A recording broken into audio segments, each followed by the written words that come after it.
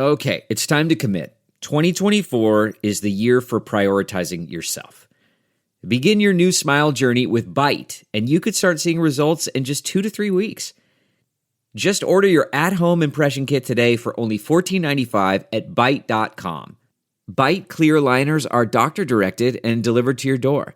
Treatment costs thousands less than braces, plus they offer financing options, accept eligible insurance, and you could pay with your HSA, FSA. Get 80% off your impression kit when you use code WONDERY at Byte.com. That's BYTE.com. Start your confidence journey today with Byte. We all have passions that drive us. And since 1934, Fram's driving passion has been focused on protecting your vehicle. Fram's premium industry-leading filters are designed to optimize your vehicle's performance and keep the air you breathe clean. Whether it's an oil, engine, or cabin air filter, Fram keeps you moving forward with innovative filtration technology designed for what drives you. So find your passion, and we'll make sure you get there with confidence. Visit Fram.com for more info and retailers near you. You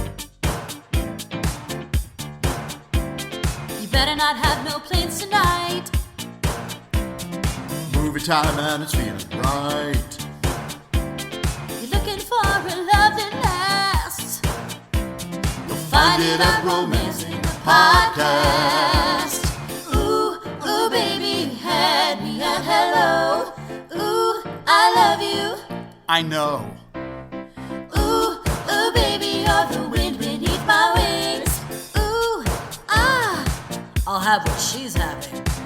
Thank you for tuning in to Romancing the Pod. You had us at hello. I'm Paige Wesley. And I'm Todd Schlosser. And this week, I made you watch The Idea of You. Or Good for Her, the movie. Good for her, the movie. Todd, when we started this Zoom call moments ago, Yes. I told you that I had thoughts that I had to get out Yes. once we started recording. You did. I am here to tell you. Tell me. And then this is the additional research I was doing when we started the call. This is the fifth. 1, 2, 3, 4, fifth. I hate that we both watched that much of Chappelle's show that we could do that without talking about it. I had no idea you were going to do that. When people ask if the show is scripted, I'm like, no. But all of us are the same kind of weird. I mean, hey, yeah, we're the same kind of weird. That's how we ended up all singing Silk Sonic at the same time on Horror Virgin a couple weeks back. We got to get Rachel back on. Oh, my God. Love it, love it, love it. This is the fifth. In this calendar year, in the last 9 months, fifth. Oh, of this type of movie? Movie about One Fucking Direction. Oh, What this is the One Direction fuck? fanfic. For sure it is. It's gotta be, right? Well, okay, so I have let me air some stuff about the book because I knew there was a book and I knew that there was controversy around the book, and so I deliberately looked into that for fun facts. And maybe we won't have that many fun facts at the end because I'm burning them now. But I gotta get it out because it's in my brain. Paige, can I say one thing? Yes. When it's revealed that it was a boy band, I said, wait a second, I didn't see Wattpad Studios logo at the beginning of this.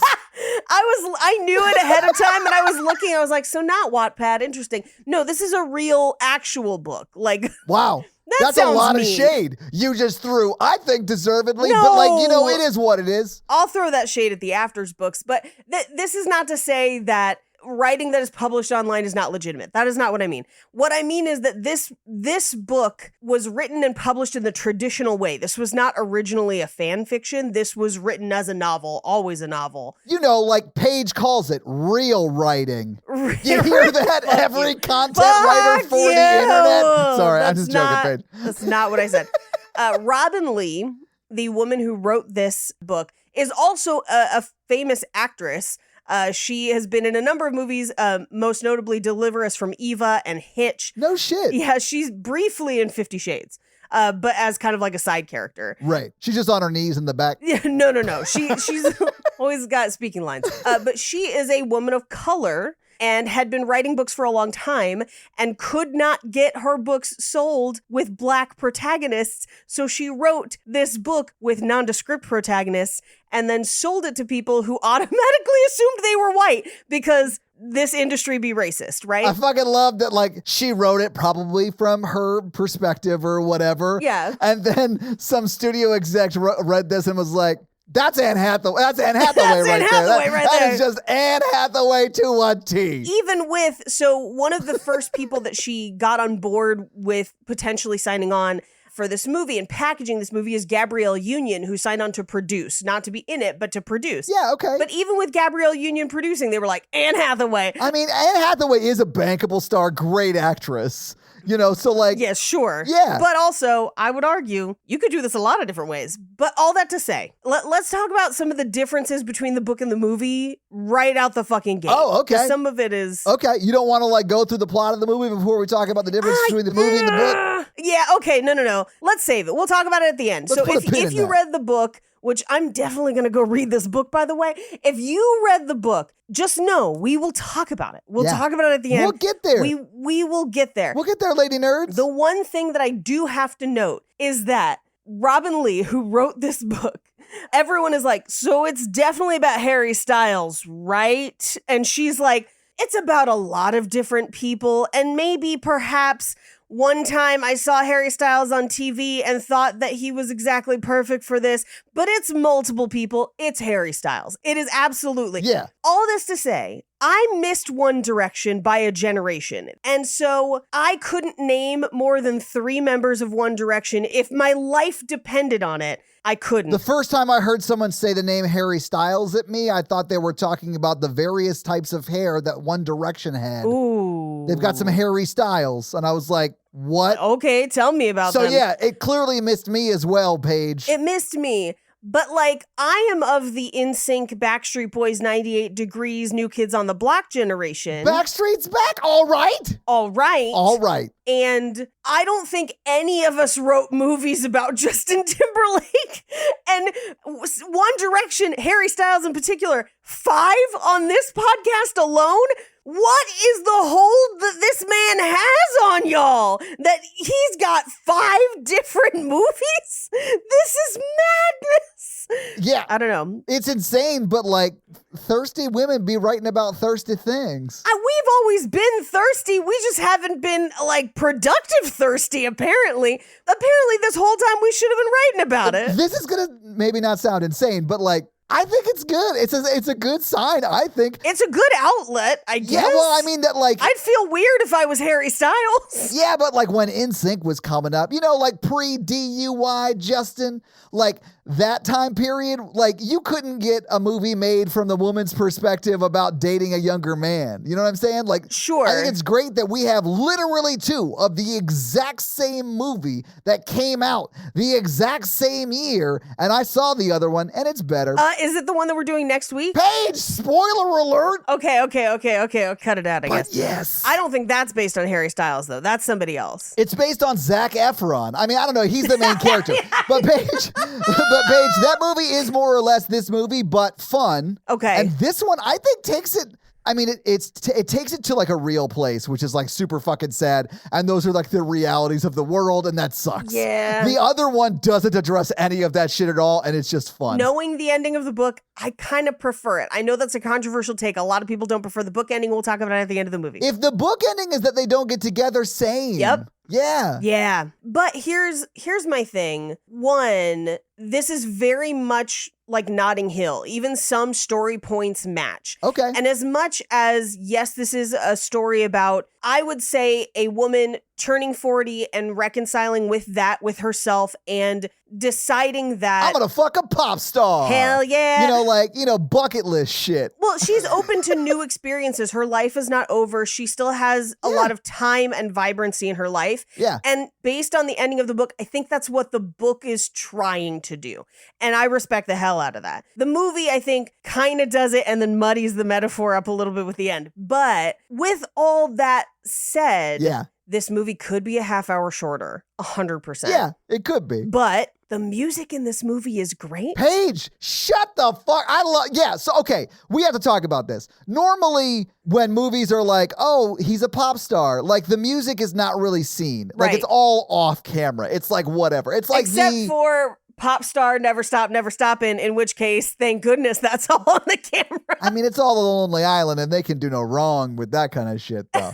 But Yeah. yeah, but like in this movie, the music is like, I could definitely seeing it like being on the radio or whatever. I want the soundtrack. Yeah. I want the soundtrack. Especially the last song, not the sad acoustic song, but the last like upbeat jam they produced before she aged 5 years, but not really a day. Yeah. I'll burn a fun fact. Burn it, baby. All the songs from this movie are written by one of the guys that wrote One Direction songs. Yeah, that 1000% checks out. Now this is making me feel like, would I like One Direction? I know I like Harry Styles. Paige, you would like One Direction. I mean, you would like One Direction. It's like pop music. It's like if Maroon 5 didn't have any rock vibe to it, but was like catchier maybe? I don't know. Well, here's the thing. If this movie is any indication, I think I'd be into it. But can I tell you the only One Direction people I could name? So Harry Styles, obviously, right? Yeah. Then I think there's one named Niall, but I don't know anything about him. And then there's one named Zayn. And the only reason I know about Zayn is because that's the one that my cousin was into.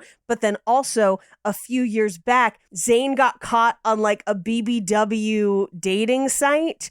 And when people confronted him about it, he was like, yeah, so what? And I was like, king, fuck yes.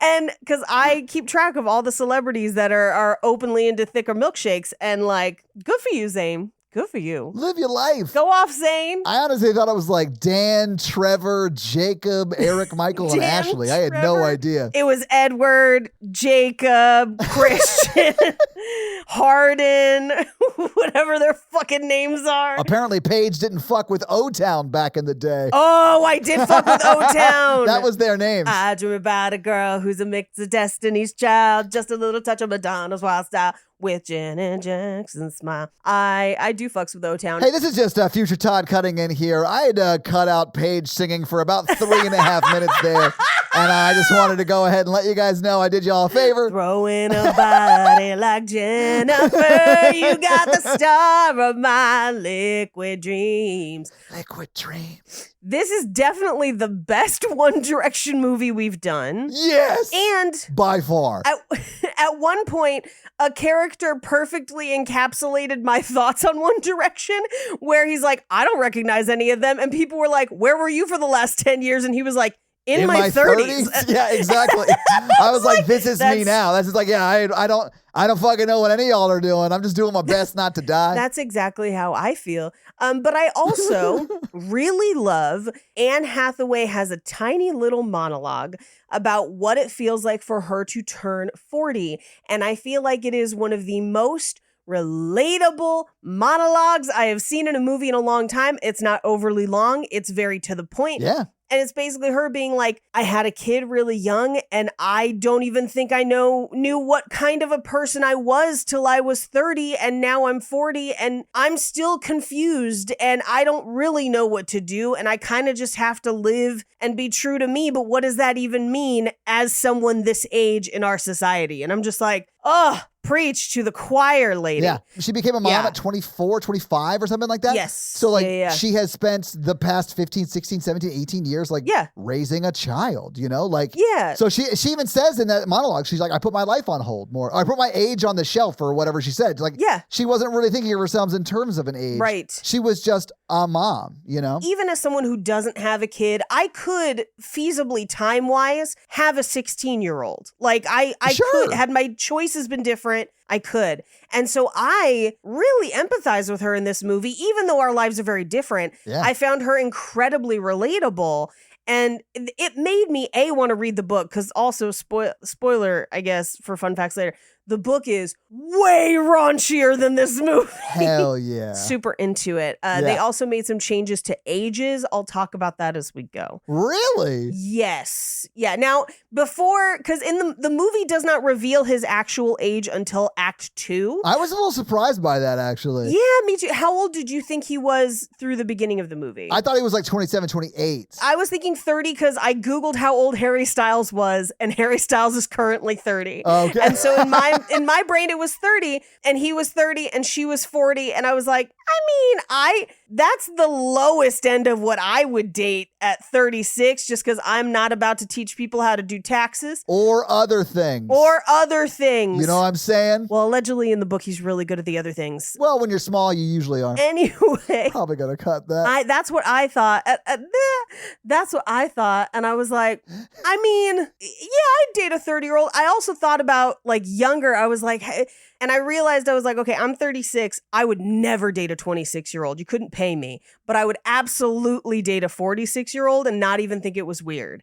And so depending on where that age scale floats. Yeah, I mean, that's fair. I think we probably should loop Jake in on this conversation if we're going to be talking about who you're going to be dating as soon as he's dead. But anyway, Yeah. no, I think that for me, would I date a 24-year-old? Fuck no. I don't. No. There's nothing that would make me want to do that. I do sort of buy in the movie that he's been an adult way longer than most fucking 24-year-olds are. Yes, because of his career. And I'm not saying that like that makes it okay. I don't think that needs to be the case for it to be okay. You know what I'm saying? Like No. it's legal and there are plenty of movies about men doing this shit and it's not even a plot point. You know what I'm saying? Now, so let's talk about it. In the book, he's 20, which is... That's a little more on the line, but like he's still an adult. Yeah, I feel way worse about it. 24, I was like, ugh, but I have met a number of people who were famous from a time when they were very young. And it does force people to have to adopt a more mature outlook, unfortunately, very early because they have to worry about things that other people their age don't. That is an unfortunate byproduct of fame. That is not a good thing, but is absolutely why I could understand meeting a 24-year-old who's been famous for a long time and feeling like they have more maturity than they would for their age. Again, there's other trauma that comes with that. Yeah. It's not a great thing. But it was one of those things that when they finally said he was 24, I was like, but he's been famous forever. Like, I kind of get it. Yeah, I thought that too. I kind of get it. But I'll say this, at 24, I wasn't super famous and I was a nightmare. Same. And if I had been famous, I'd have been way worse. Yeah. So I think if I was famous, I would have been way worse younger, and I might have been on the tail end of growing out of it at 24. Because in my regular non-famous life, 24 was the peak of that was the worst. If you could pick a worst time to catch 20-something Paige, 23 and 24. 24 in these streets was a dangerous time to be around in Paige. these streets, fucking awful. The 23-year-old Paige had multiple scripts and was taking meetings about them, and then none of them panned out. And 24-year-old Paige paid the price.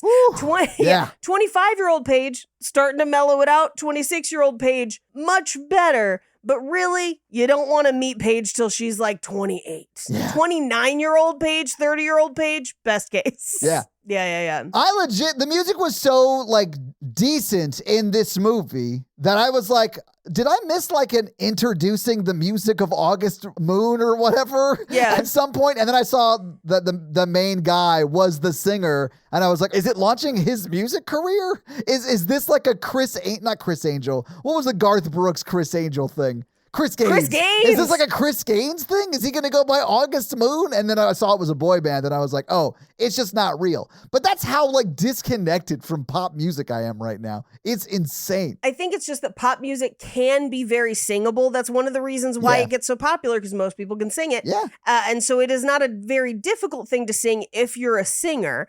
And so I think he can just passably sing or even be a pretty good singer. Yeah. And they just had him do it. But yeah, I fucking loved the music to the point where like I was sitting there and I was like, God, this is paced terrible. And I was like, what would you cut? All of the whole songs in this movie? And I was like, no, you gotta keep the songs. You don't have to keep the songs though. Like it's a lot of songs. Although I don't really care all that much.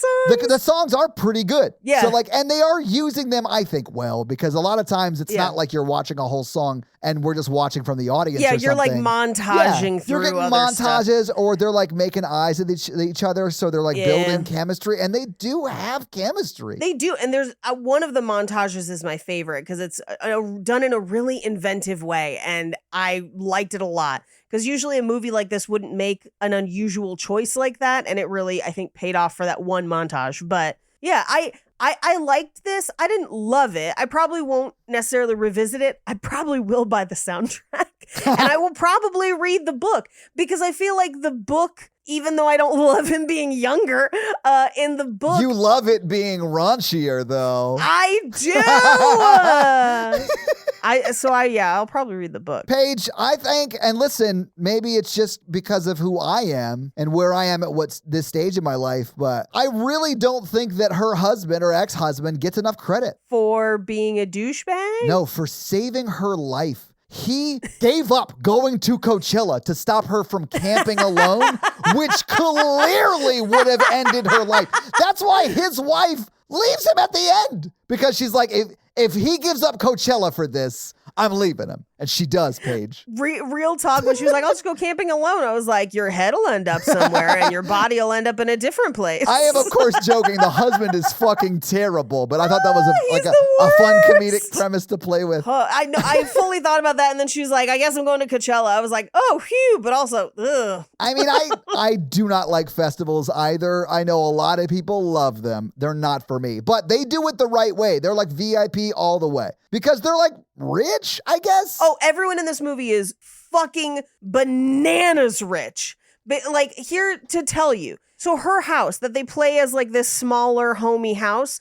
Do you know what that house would cost? In Silver Lake? 1.8 fucking million. Yeah, I was gonna say. That's a $2 million fucking house easy. right there. And I don't know if she lives in Silver Lake. She might. That house looks a little more Pasadena, a little more up in the hills. Yeah. But even so, $2 million bucks for that fucking house.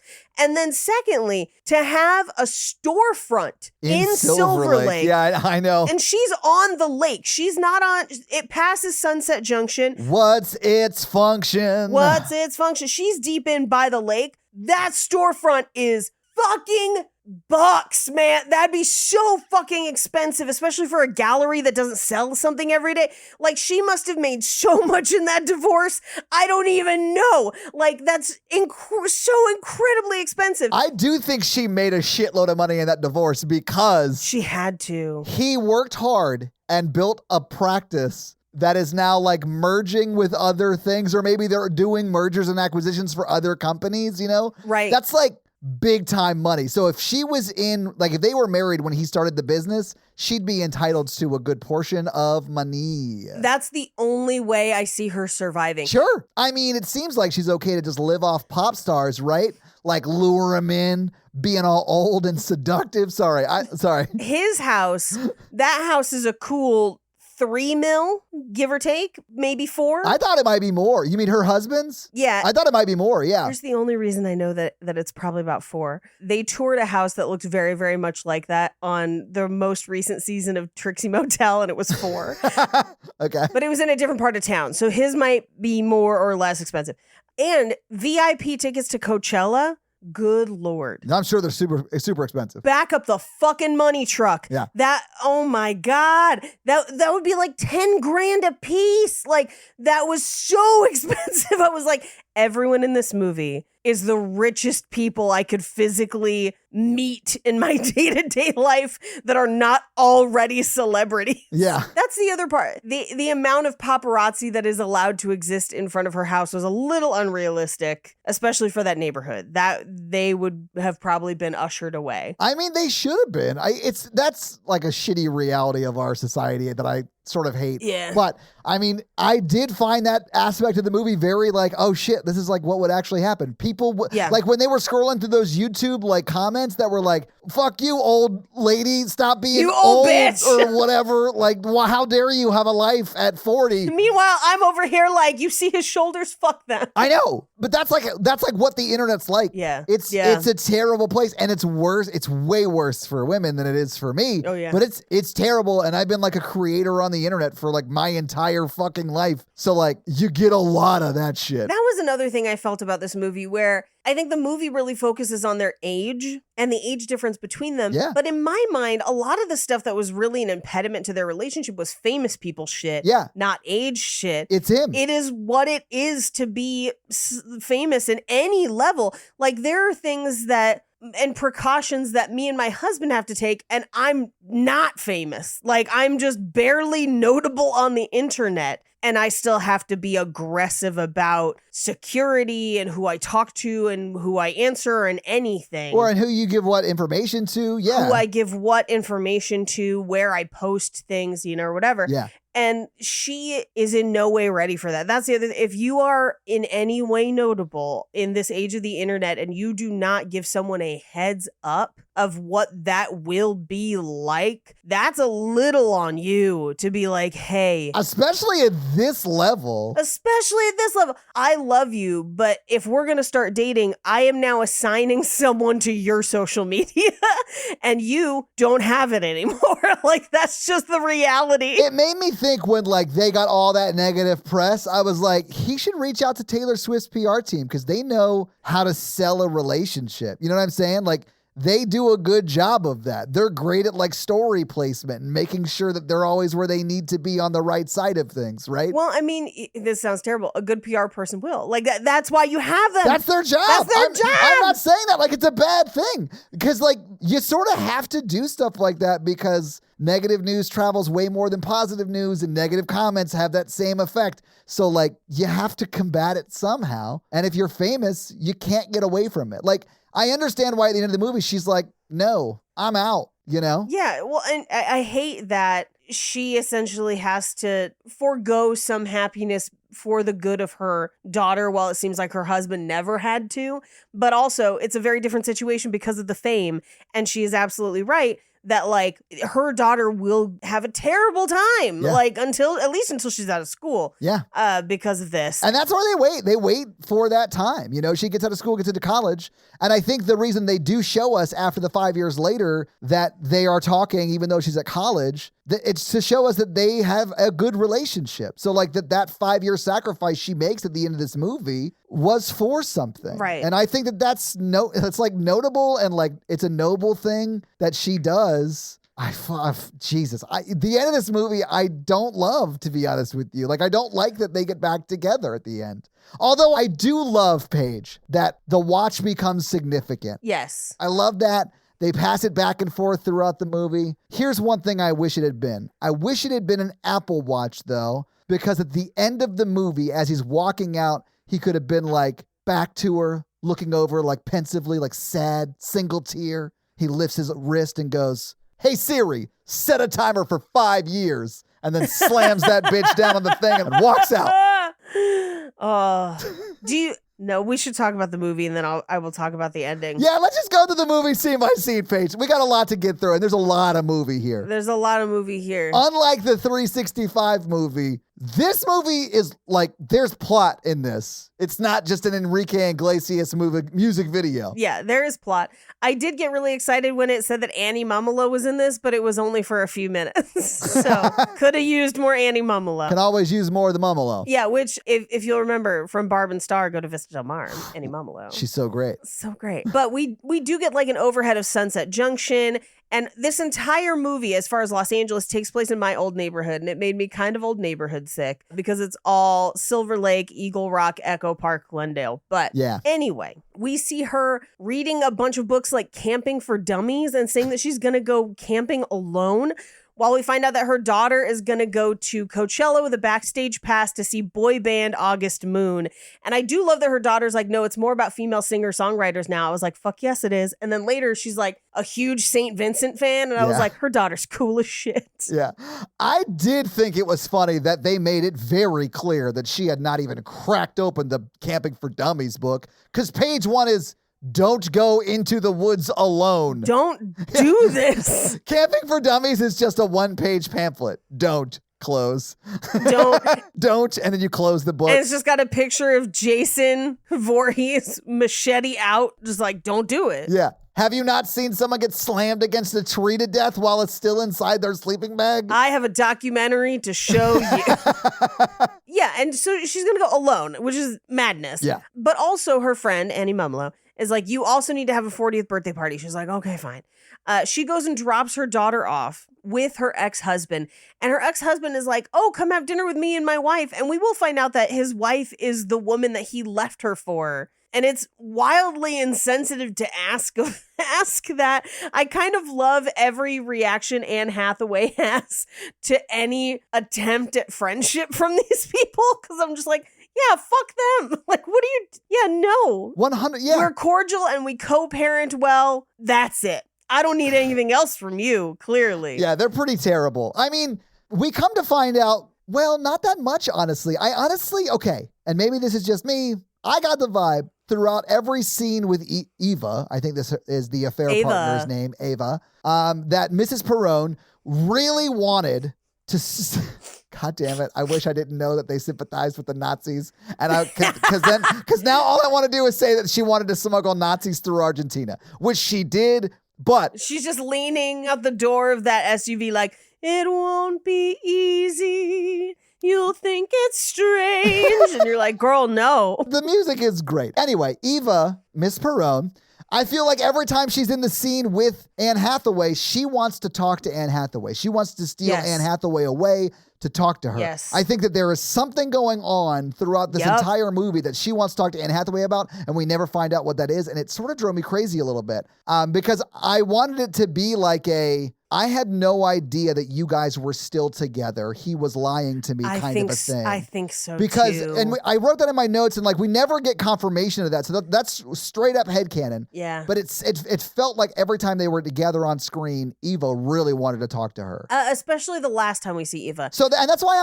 I'm conflicted about Eva, because I do feel like she did a very, very shitty thing, and the facts that we know are terrible. Right. I do think that by the end of this movie, she's been on a journey of like learning about life and herself, and is not proud of what she did and where she is. Yeah. And is making amends on some level. Maybe if that's just amends to herself, but still. No, I think she's trying to. It's interesting because I feel like Anne Hathaway is 100% within her right, especially because it's only been 3 years. Yes. That when Eva says like, hey, would you like to go get Thai food sometime? And she's like, no. Every time they ask for time immemorial, forever. It's always a no, never fucking talk to me. That's fine too.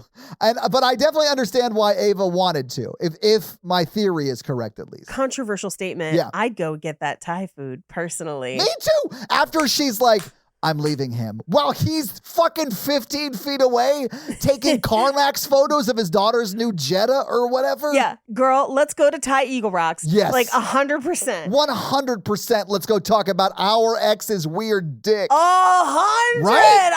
I would love nothing more. Here's the thing. I don't have a bad relationship with my ex, but if a girl texted me and was like, I just broke up with so-and-so, can I talk to you? I'd be like, tell me everything. Please. Give me what that dude was really like. Was it hard but would get smaller when he got sexually aroused? Like, I want the weird deets. I don't want, like, he would hold the door open for me. Is that a thing? Has that happened to anyone where it gets hard but smaller? It's a reverse pineamus? No, it's not, Paige. It's not a real, I mean, it might be a real thing. I am not a medical doctor. I don't know. I just made it up, which is unlike my theory that all rocks are soft until you touch them. I did not make that up. That's a scientific fact. It's not a fact. That's the craziest thing I've ever heard, but I love it every time you say it. Try to disprove it, Paige. Go touch a rock. I can't. Exactly. There's no way to prove it. Exactly. Anyway, so she is like, okay, maybe we'll have a 40th birthday party. Great. But no sooner has she basically finished talking to Annie Mumolo that her husband's like, hey, you know this really expensive trip that I didn't ask you to plan for or anything? I'm going to make it your problem now because I have a business trip and I'm not going to spend time with my daughter. Okay, bye. I was livid for her because, I mean, and I did make a joke about this earlier because it does ruin her plan of going camping alone, which ultimately does save her life. Does that make him a hero? No. For the best. He like gives up spending this amazing, like formative concert experience with his daughter. Right. To go do work. And that fucking sucks. Like, Yeah. You hate this guy from Jump Street. Well, and here's the thing. Do I understand that sometimes there are work things that you need to do to make sure that you are providing for your family? I get it. I do. Yeah. This did not seem like one of those things. And also, it didn't seem like Eva had to go with him. It seemed like it was a convenient out. And then on top of that, he just made Anne Hathaway. Oh, wait, she is a partner in his firm. Yes, isn't that's she? why She's I gotta raised go. my That's hand. what Yes, it was. because that is our first, why did she have to go? And then because they don't reveal the affair right away. Right, until later. Right. Yeah. It's very clear, like Yeah. but no one actually says it on screen. It does a great job of showing, not telling, honestly, which we talk about all the time. Yeah. But it does a great job of that. But I think that is our first clue that it was a like coworker romance affair kind of a thing. Right. Yeah. Because I think Eva's a lawyer too. Yeah. You know, she's just maybe a junior partner, or maybe not quite a partner yet or whatever. Like, you know, she was and just fell for some married dude who was probably lying to her about his marital status at the office. Look, it's so easy to fall for people at the office because you're with them all the time. They understand your day to day. Like, it happens to so many people. Maybe I'm just thinking about that because that's what happened to me. So like maybe I'm like overlaying my own personal experience on the movie. No, I think a lot of people have affairs with people at the office because that like they're in the trenches with those people all the time. I know. Look at Jim and Pam. Look at Jim and Pam. No one talks about Roy. I thought Roy was kind of cute. At one point, Roy cleans up, and I'm just like, all right. Yeah, because he looks like SpongeBob SquarePants. Of course you thought he was cute. Because you'd rather see SpongeBob SquarePants in a kilt cutting wood in your backyard than Jim Halpert from season 1. And we all know it. No, to be fair, I'd also take Jim Halpert. Now, not from season 1. Yeah, no, even season 1. I can make it work. Yeah, she'd give him the push. Yeah. By Sapphire. Anyway, if I was Anne Hathaway's character, I would have been like, go fuck yourself and you get to explain to the kids why they don't get to go. Like, bye. have fun. I'm going to go get murdered in the woods. I'm going to go get murdered in the woods. Actually, no, I'd probably go to Coachella, but I'd be like, I'm spending the entire time in that VIP tent and I'm going to drink all of the craft services. Yeah. But that's also why I don't like going to festivals. I've been spoiled by the artist tent. Paige. And I'm like, out there where there's no shade, Paige. why would I ever do that? Paige, ask me why after touring I didn't go to a festival ever again. Yeah. Yes, 100%. Yeah. I fully understand how, like, well, when we get there. Okay, so she goes to the VIP tent while they go see St. Vincent. Great choice. St. Vincent fucking slaps. She goes to the VIP tent. She sits down, I think just to be like, all right, well, I'll be the mom and just wait here in the slightly cooler shaded tent. It's like a VIP lounge, sort of. Yeah. Can I get some sort of sparkling, like, hard seltzer or something? Yes. Do you guys still have 4 locos? Sorry. Oh my God. I'm going to need an 8 loco to deal with this fucking festival. Well, and the lady who you sat down across from, because the lady that Anne Hathaway sits across from is like, we need to talk upsetting. about her. It's real She is upsetting, unwell. Paige. She Yeah. is unwell. Yeah, she's a Mooney. She's like, is this your first time getting mooned? And I was like, I don't love this. This ain't a great way to open a conversation. To clarify, she's a moonhead. She's not a Mooney. 2 different things. No, Paige, they're the same. I'm surprised you don't have this in Fun Facts. August Moon is the theatrical arm of the Moonies. Oh my God. It's the Shen Yun of the Exactly. Moonies. That is the business model I was thinking about. Yes. Oh God. I got a flyer to see August Moon on my car. Oh my God. What? Is August Moon in town for a month? 500 years of boy band history. I'm sorry. Shin Yoon boy band. Oh, this is the best. It's just Harry Styles with streamers. Yes, 100%. Yeah. God damn it. Oh, man. Somebody out there make a Shin Yoon style poster for this movie and make it look like a concert poster. I want to see that immediately. August Moon. Oh God. As I have gotten older, the celebrities or just general people that I am attracted to has aged with me. I think in my mind, I'm like, what can a younger man offer me? Not a damn thing. And so, like, I am always a little squicked out when I meet women my age, which this woman would be close to my age. Yeah. Who is super into, like, a young boy band thing. And, like, it's one thing if you're just like, I love the music. Great. I got no problem. But if you're just like, yeah, I love that they're young, lithe, but I'm like, oh, this is just as gross as when guys do it. Oh no, I don't like it. Yeah, she's a little intense into it. The way she like wink and nods about like, oh yeah, my daughter's a real big fan too. You know what I'm saying? You know, like it's real. It's gross. Yeah.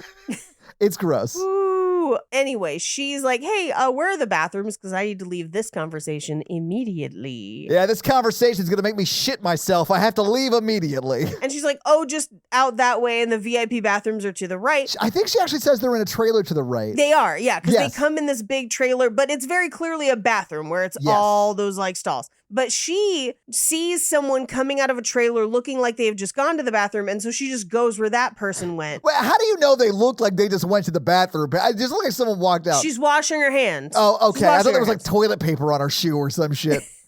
She shit her pants, just like right down the leg.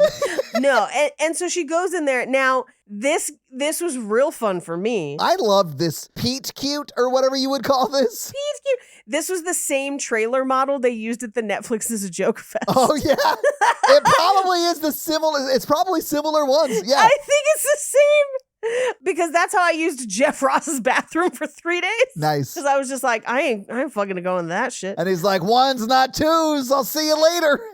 Bye. He's like, there's soda if you want soda. So she goes in and she's like knocking and waiting, thinking it's just one of the fancy bathrooms, which admittedly, if you've never been to one of the fancy trailer bathrooms, I could understand how you would make this mistake. When she walked in and it was like a little couch, a little mirror, and there really wasn't much else in there except for like a door to a room, I was like, I could see how this was like maybe a mistake. Yeah. You know, although I loved the reveal. I thought it was very funny. This whole thing was cute. I don't know what trailers were like when you toured, like for festivals and stuff like this. I mean, we didn't have a trailer. We would hang out backstage, but like it would mainly be like me hanging out in whatever area of the festival was air conditioned and for the people who were playing. Yeah. When I was in Texas a couple years ago for RTX, they had like the Star Wagon kind. Yeah. Where it's actually more of like a kitchenette and like seats and a bathroom.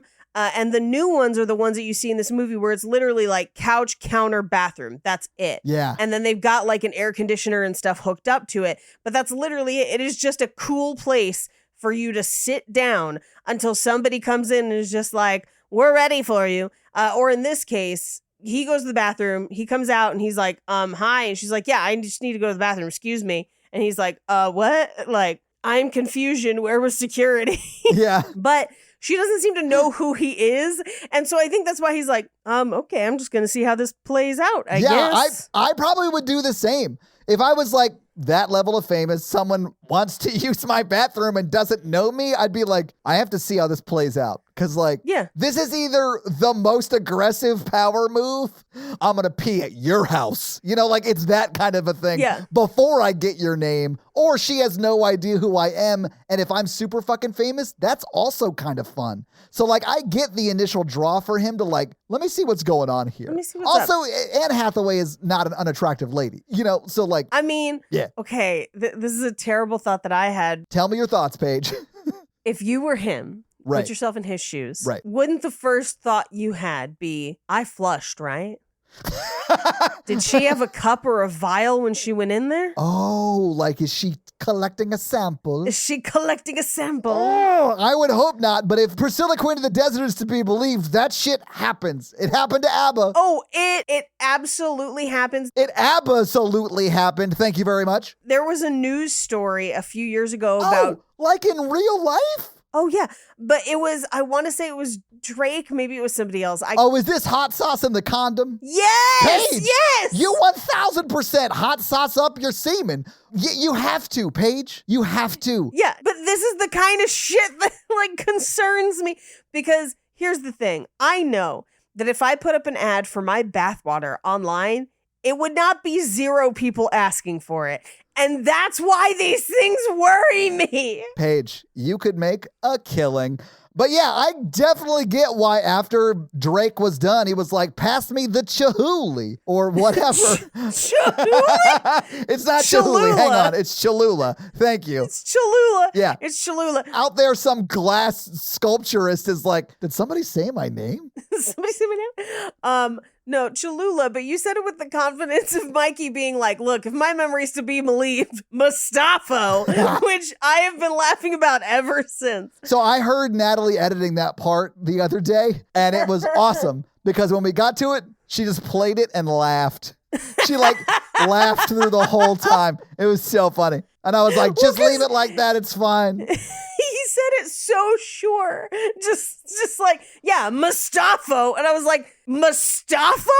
That's not even a name. How quickly I went to Lion King concerns me. Oh, I mean, but it sounds kind of like Mufasa. Yeah. But like, I was like, Massimo. Like, it's been Massimo for 2 whole movies. You expect Mike and I to remember any of the movies. That's the problem. But we gotta power through this. This movie. So he waits for her. And she comes out of the bathroom and he's like, hi, you're in my trailer. Well, she accuses him first of being some ASMR pee listening. Oh, who listens person. to people pee? Yeah. They call us Tinklist page. Tinklers? Oh, that's not for me. Streamers? Streamers? I've heard someone call people who like golden showers streamers. And that was the funniest thing I'd ever heard. That's great. Good for that. Hey, consenting adults doing consenting adult shit? Sure. Vaya con Dios. Just like in the shower, mate. Like, yeah. Easy cleanup. Guys, this is a Denny's parking lot. Can we not right here? Why does your piss smell like Who burritos? Sorry, that was a deep cut old Denny's menu joke. You remember the Hoobastank burrito? The Who burrito? You know what, Paige? No, I do not. You need to spend more time at a Denny's. I ate the Farmer Obscure Reva burrito, which is based on the band Revis. What? I've never heard of this at all. If you've heard Hoobastank, they're like a small version of Hoobastank. Oh, interesting. Yeah, when I was in college and we would get drunk and go to Denny's a lot, there was a Hoobastank themed menu. That's and one insane. Of the things a whole fucking menu? Yeah, it was like 5 items or whatever, and one of them was the Who burrito, and it's the one I remember forever. And it was dressed up like it lived in Whoville. Seriously, though, check out Revis's only good song, Caught in the Rain. There's a recipe for it online. Apparently, people are trying to revive the Who burrito. There's a petition. Guys, we're slowly falling into fascism, and Paige is out here worrying about a Who burrito. Go to change.org and sign the petition to bring back the Who burrito. You know what concerns me? I'm sure it's on change.org. Like, I know for a fact that's where the petition is. Yeah, I'm looking at it right now. It had fried chicken, cheese sauce, barbecue sauce, and crispy onion straws served with queso and chips. That definitely sounds like after you ate it, it wouldn't call you in the morning. So, like, I get it. It sounds like you'd be on the toilet going, "Hoo!" for the Who burrito. Anyway, so he's like, this is my trailer. And she's like, stop listening to me pee. He's like, okay, can you get out of my trailer though? Or would you like a soda? And he offers her one of Mikey's favorite sodas. It's a Pib Zero. Yeah.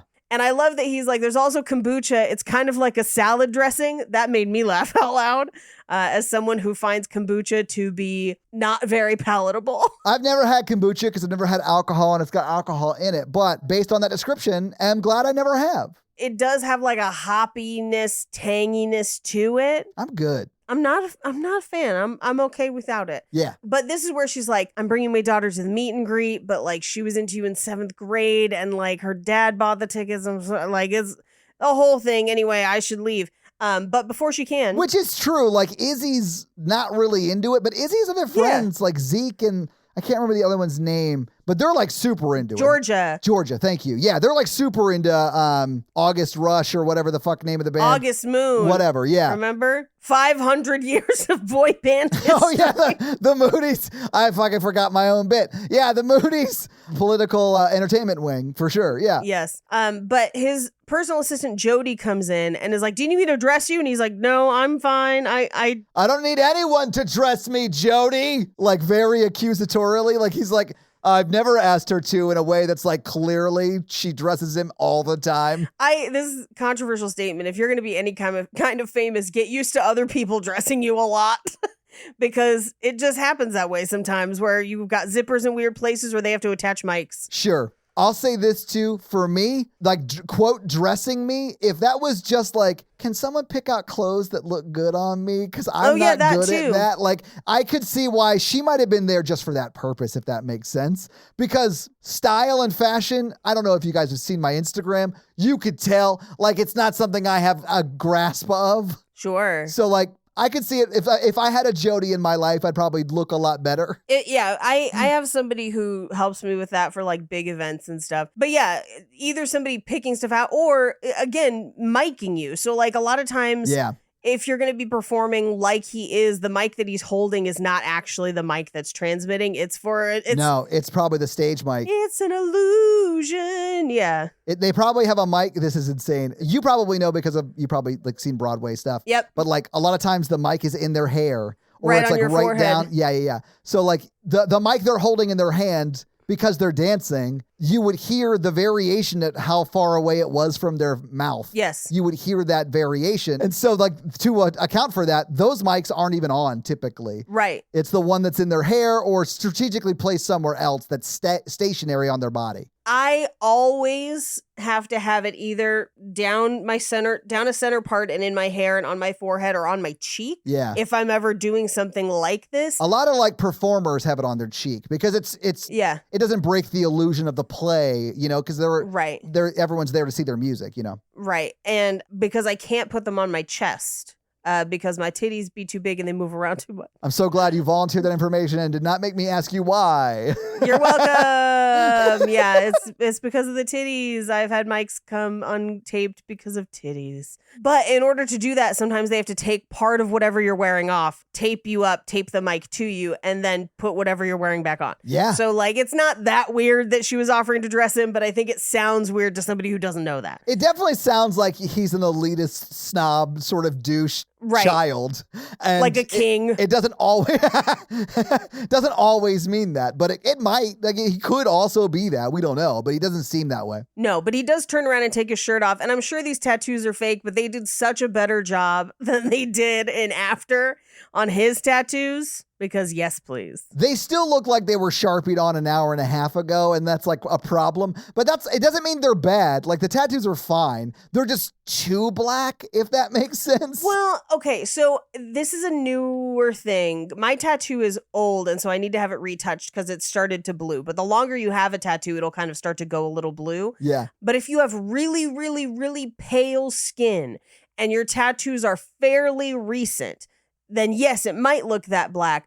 But also, it depends on what kind of tattoo thing they use for the actor, because there are like variations of it, and sometimes they will draw them with Sharpie. Sometimes, they may have done that here. Yeah, sometimes they stencil it out. I mean, one of them looks wet. It's like that fresh.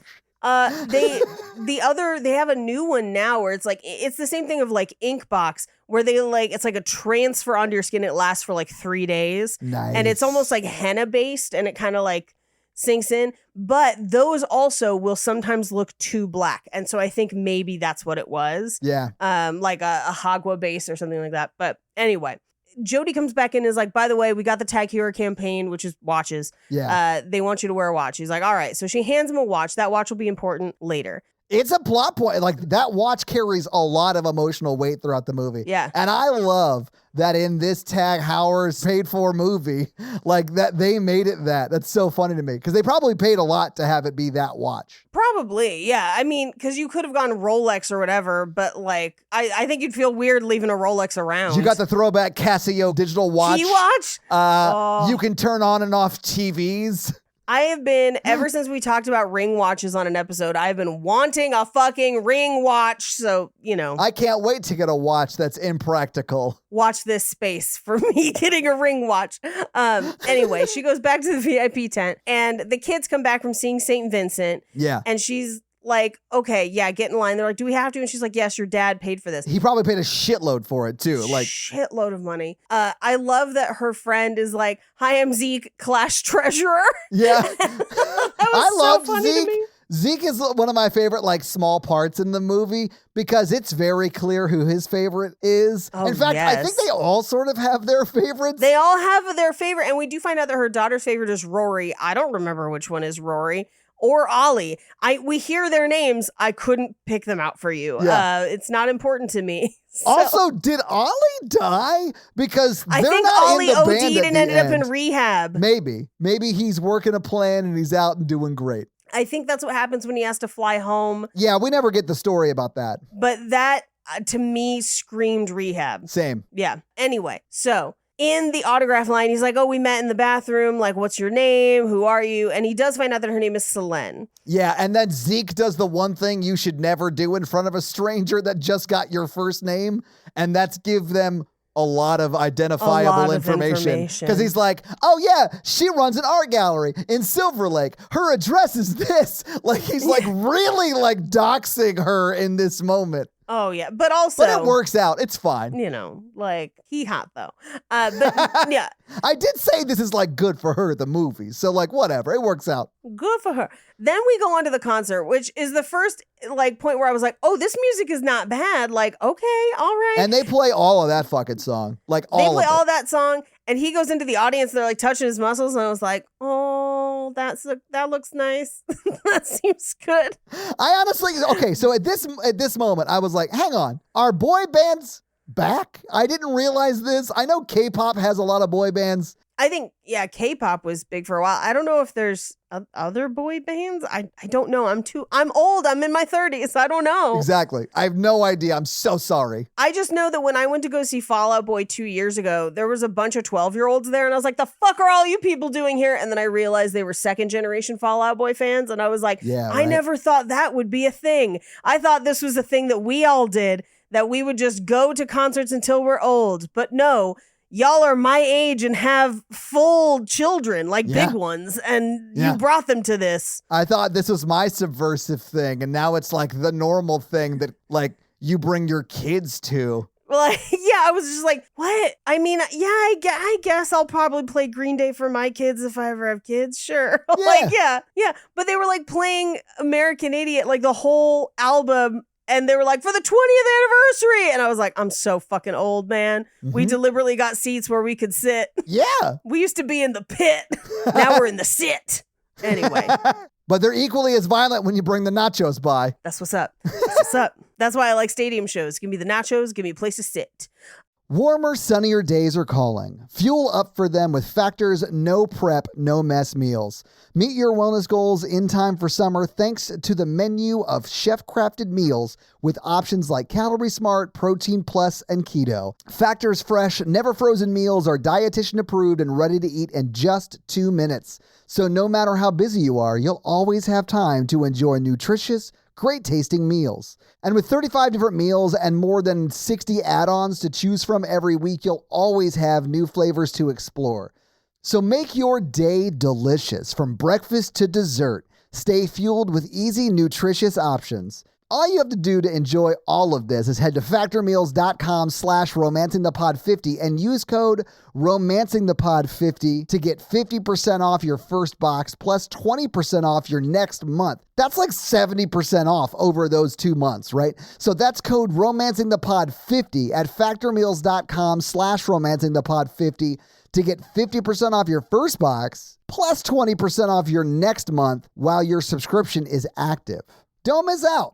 This podcast is brought to you by eHarmony, the dating app to find someone you can be yourself with. Why doesn't eHarmony allow copy and paste in first messages? Because you are unique, and your conversations should reflect that. eHarmony wants you to find someone who will get you. How are you going to know who gets you if people send you the same generic conversation starters they message everyone else? Conversations that actually help you get to know each other. Imagine that. Get who gets you on eHarmony. Sign up today. But he dedicates a song to her. Yes. Called Closer, which we will find out is a bit that they do all the time. And I was like, girl, yeah, come on, obviously. I mean, he's got a move that has a very high success ratio, and he continues to do it. How could it not? Right? It's still pretty special. He didn't dedicate any other songs to any other lady that night. Can I tell you, I find it really uncomfortable to be sung to. So I have seen a lot of videos of like people bringing people up on stage and singing. And there's one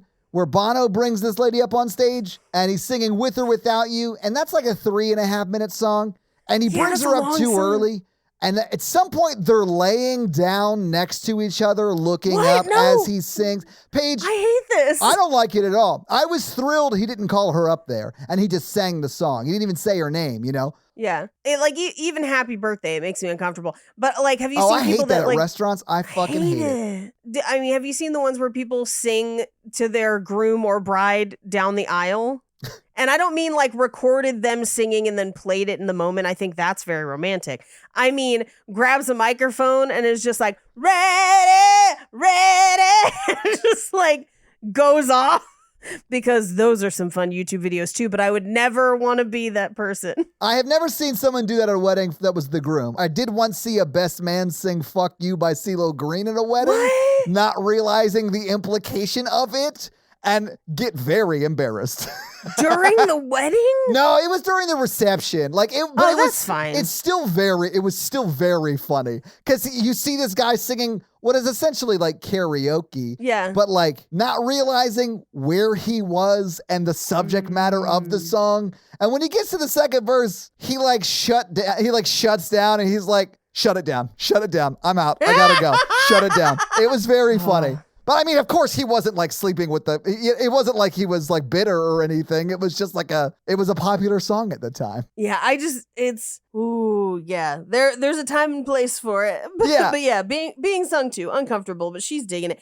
I think if this happened the way it happens in this movie, where it's like, this is for you, and he doesn't even call her name out. She just knows it's for her. I'd be all over that shit. Goosh. Yes. Yes. Because just in the audience, just like, oh, nobody knows, but it's me, which is why it's such an effective bit, because it could be like 6 different ladies out there. You have no idea. Paige, it very well could be. And you might be like first on the call sheet. You might have first right of refusal, but there might be somebody waiting in the wings. You know what I'm saying? Yeah. The road's a crazy place. It's a crazy place. I feel like this is something that comedians miss out on. We could never do this. We could never be like, this one goes out to a guy I met earlier. So dating in LA, right? Like, it's honestly, Paige, that'd be funny as a bit. Like you show up and you just start doing like dedications for like bits. I mean, I did one time do jokes that I had written about a person to their face at a show, and they had booked me on the show. Oh my God. Like, it might be the most petty thing I've ever done. And then Jeff Ross was like, she did what? Get that bitch on Rose Battle. Yeah, and I don't take it back. I stand by every one of those jokes. Anyway, we cut to her 40th birthday party, which honestly, the cake looks good. All of it looks good, except all of these creepy dudes are hitting on her, including one guy who is clearly not broken up with his wife. Paige, Ugh. I was heartbroken when they named one of these throwaway characters who's just shooting their shot at this very attractive single lady. I hate when they named him Todd and then made him exactly like me in real life. Like, why? You would never ask someone like, would you like to go out to a restaurant to have a meal of food? Like, that's such a crazy thing to say. Paige, of course, it's a crazy thing to say. I would never, but I'll say this. Natalie and I watched this together and she looked over at me and said, you would say exactly that. And I'm not even making that up. She did say that to me, and she's right. And she was like, and I'd say yes to that. And I was like, well, that's why we're getting married, because we're both weird people.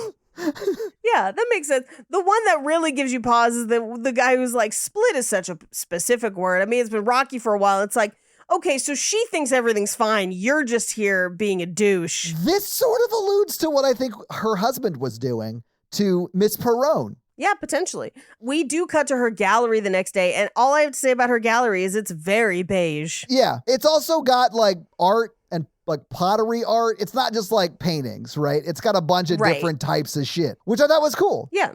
It's just all beige, except for one set of photography from Eagle Rock that I was like, that's cool as shit. That Eagle rocks. That Eagle rocks. But he shows up and he's just like, yeah, we met at Coachella. I'll take all of this shit. Because he's clearly just, it's her. It's not the art. He doesn't give a shit. It's her. I did think this is funny because, okay, this movie's you could cut some time out of. Yeah. Paige is going to be furious if you cut any of the songs. So maybe instead of having him walk room to room in her 3-room art gallery, buying up each room, just have him walk in and buy it all and then save us the 3.5 minutes he does the same gesture over and over again. Yeah. But I did really like that he was more or less like, I know you don't have to work the rest of the afternoon because I bought just your bought entire gallery. everything. So why don't we go on a date, more or less? Yeah. That's a great power move. It's not quite as good as going and peeing in someone's house No. before you know their name, but it's a good one. It's a good one. Yeah. It's very Christian Grey. Actually, Christian Grey would have bought the conglomerate that owned her Yeah, art or owned her gallery. gallery. Yeah. The one that I kind of liked that we got some information about was the Eagle Rock photography. A, 'cause that's my old hood, but B, because she's like, it's supposed to be as if aliens had landed. I was like, fuck yes, like what? And then he's like, yeah, I'll take that too. And I was like, everything else is beige. This doesn't match it, but whatever. And he's like, do you have any more art? And she's like, yeah, I guess we have a warehouse in Glendale. So then they go to a warehouse I have been inside. Paige, tell me everything. They drive up to it and I'm like, so it's like a collection of warehouses all together. And one of them used to be, it is no longer, Bauer Pottery's warehouse. Okay. Which is a California-based like dinnerware and pottery company that has been around since the early like 1940s. So it's very mid-century looking or whatever. And it's kind of one of those things that like, if you know where it is, cool, and you go buy stuff there.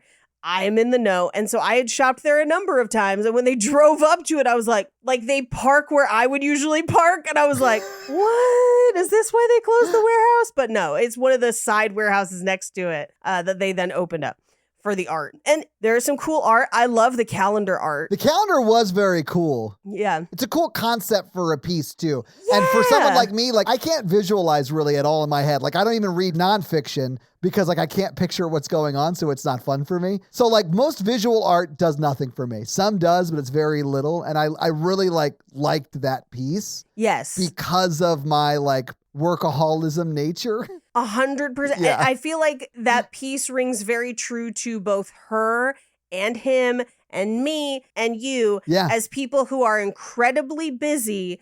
And oftentimes time feels like it passes so fast you don't actually live a life. Yeah. And then to have that conceptualized as a calendar with everything on it of like all of these experiences are what compile together into the life you have. I actually loved that piece. Me too. I didn't love the trees as much, but I did like that he bought it for her later. I loved the gesture. I didn't love the painting. Yes. Yeah. Yeah. In a very Notting Hill way. Yes.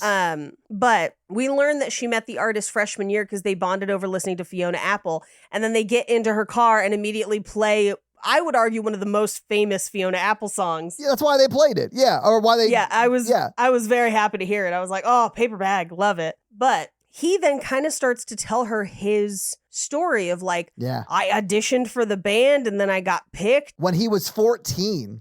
14. And the same day I had an audition for Tiny Tim. And if I had gotten that one, I would have gotten that one. And it's a kind of a twist of fate of like, it could have been either one of us. I don't know. And it just, I happened to get the band thing. I think that's like a really good way to look at people who get to, especially like that level of fame. Like that's even sort of like unique and strange, and there's not really a clear path to that, you know? So you sort of empathize with him. Like I made a decision when I was 14 and it has made my life this. There are advantages to it. There are some great things about it. And they really do start like dropping these hints early, like dating him is going to be difficult. Yeah. You know, even in these like scenes, it's like she can't even drive down the street with him in the car because people will take photos of him. You know, he's like that level of famous. So I thought it was like an interesting, like nuanced look at it. Well, and she takes him home to her house to make him a sandwich because he's like, well, why don't you come back to my hotel in Beverly Hills? We can order in. And I think she sees that as like, well, we're going to end up banging if that happens. I think she read that as like, why don't we go back to my hotel and have sex? And I think... I mean, why don't we? I mean, I do think that he would like to do that. I don't think he necessarily necessarily wanted to in that moment. Sure. I think that is a safe place where he can eat food and relax. Right. Whereas like the restaurants she suggests is not. And he does like, he's like, okay, we can do that. He puts sunglasses and a hat on. He's like, yeah, we can do that, but it's going to get like whatever. And she's like, oh, I can see, I now see what's going on. Right. Because like literally in that moment, people are in the car next to him taking photos, like I mentioned before. Yeah. So she's like, let me just bring you back to mine and I'll make you a sandwich. And then when she gets there, her fridge is out. Yes. So like they have to transfer everything into a cooler and then they make cooler sandwiches, which that's kind of fun. You know, I feel like it's a really good way to bond with someone that you ultimately have a relationship with, is to go through something shitty together. Yeah. And this is like the level of shitty where you'd be like, yeah, I'll stay and help out. Yeah, we'll laugh about this another time. Well, I mean, even you can laugh about that right now. It's not like the plumbing like exploded and there's shit all over your walls. Like, I don't care how into Anne Hathaway I am. I'm not going to stay there while she fixes that. Yeah. You can call me when the plumber leaves and you've deloused the house. Yeah. Anyway, so this is where we get a lot of exposition in these moments of like, you know, he's not really close with his parents because they split up when he was young and his mom married this other guy, and his dad only wants to be in his life recently, prior to the fame. Man, you really feel for him in this moment. And I actually sort of liked the way he talked about his mom and his stepdad, because it's clear that like there is some hardship there. And honestly, by the time he was 15 or 16, he was probably the breadwinner in his house. Yeah. And that changed the dynamic of that relationship in a weird way. But the way he came around on his stepdad being this like, he's like, I hate my stepdad. He's like, actually, he's not that bad of a guy. He's just kind of boring. You know, he's like, whatever. But his dad, my heart broke for the whole dad's part of this story, because the fact that his dad didn't give a shit until he was famous, and now his dad wants to be back in his life, that sucks. It sucks. And it's hard to know that, like, I don't know. We are not that famous at all. You know, in the grand scheme of things, we're not at all famous. But, like, that's got to really suck to not know, okay, everyone I met after I was 16 may not really be my friend. Yeah. And that has to feel so fucking isolating, you know? Yeah. Just because they're in it for the money or the fame or whatever. Anyway, so he asks her about her ex-husband, and he's like, well, what's the worst that could happen by opening up to me? And she's like, I'll tell you. You open up to somebody, you get pregnant, you get married, you have the baby, you raise the baby together, and then there's distance because, hey, life happens, and maybe you don't have a fairy tale, but whatever. But then you find out that he's cheating on you with one of the partners at his firm, and he just quietly leaves you, and all of your friends knew about it except you, and everyone was lying to you. That's what could happen. Paige, it's so fucking heartbreaking. Like, the way she finds out is like, she's at this like company dinner or whatever, or like with a bunch of her friends. Yes. And it's sort of revealed through a joke and then everyone's reaction to it that everyone knew he was cheating on her except for her. Ugh. And so when they go back to the house, he confronts her and she confronts him. Sorry, yeah, she confronts him. And he, of course, owns up to it. Like, that's heartbreaking on its own. And then she's like, and what's worse is I was like, it's fine. I'll forgive you. I'll forget. We can move past it. Everyone makes mistakes. And he's like, no, I don't want to move past it. I want to be with her. Yeah. And you're like, what kind of monster could say that? And you're like, oh shit, it's her husband we met at the beginning of this movie. Of course he would do that. Yeah. He's a terrible fucking villain. Yeah. But that's what it is. It's very sad. It's heartbreaking. It's very sad. For me, the saddest part is that all the friends knew about it. Yes. I agree. I think that is the bigger betrayal. Well, maybe not the bigger betrayal, but it's shitty, man. It's real shitty. Yeah. But he's like, great sandwich. And also, I'm not like your husband.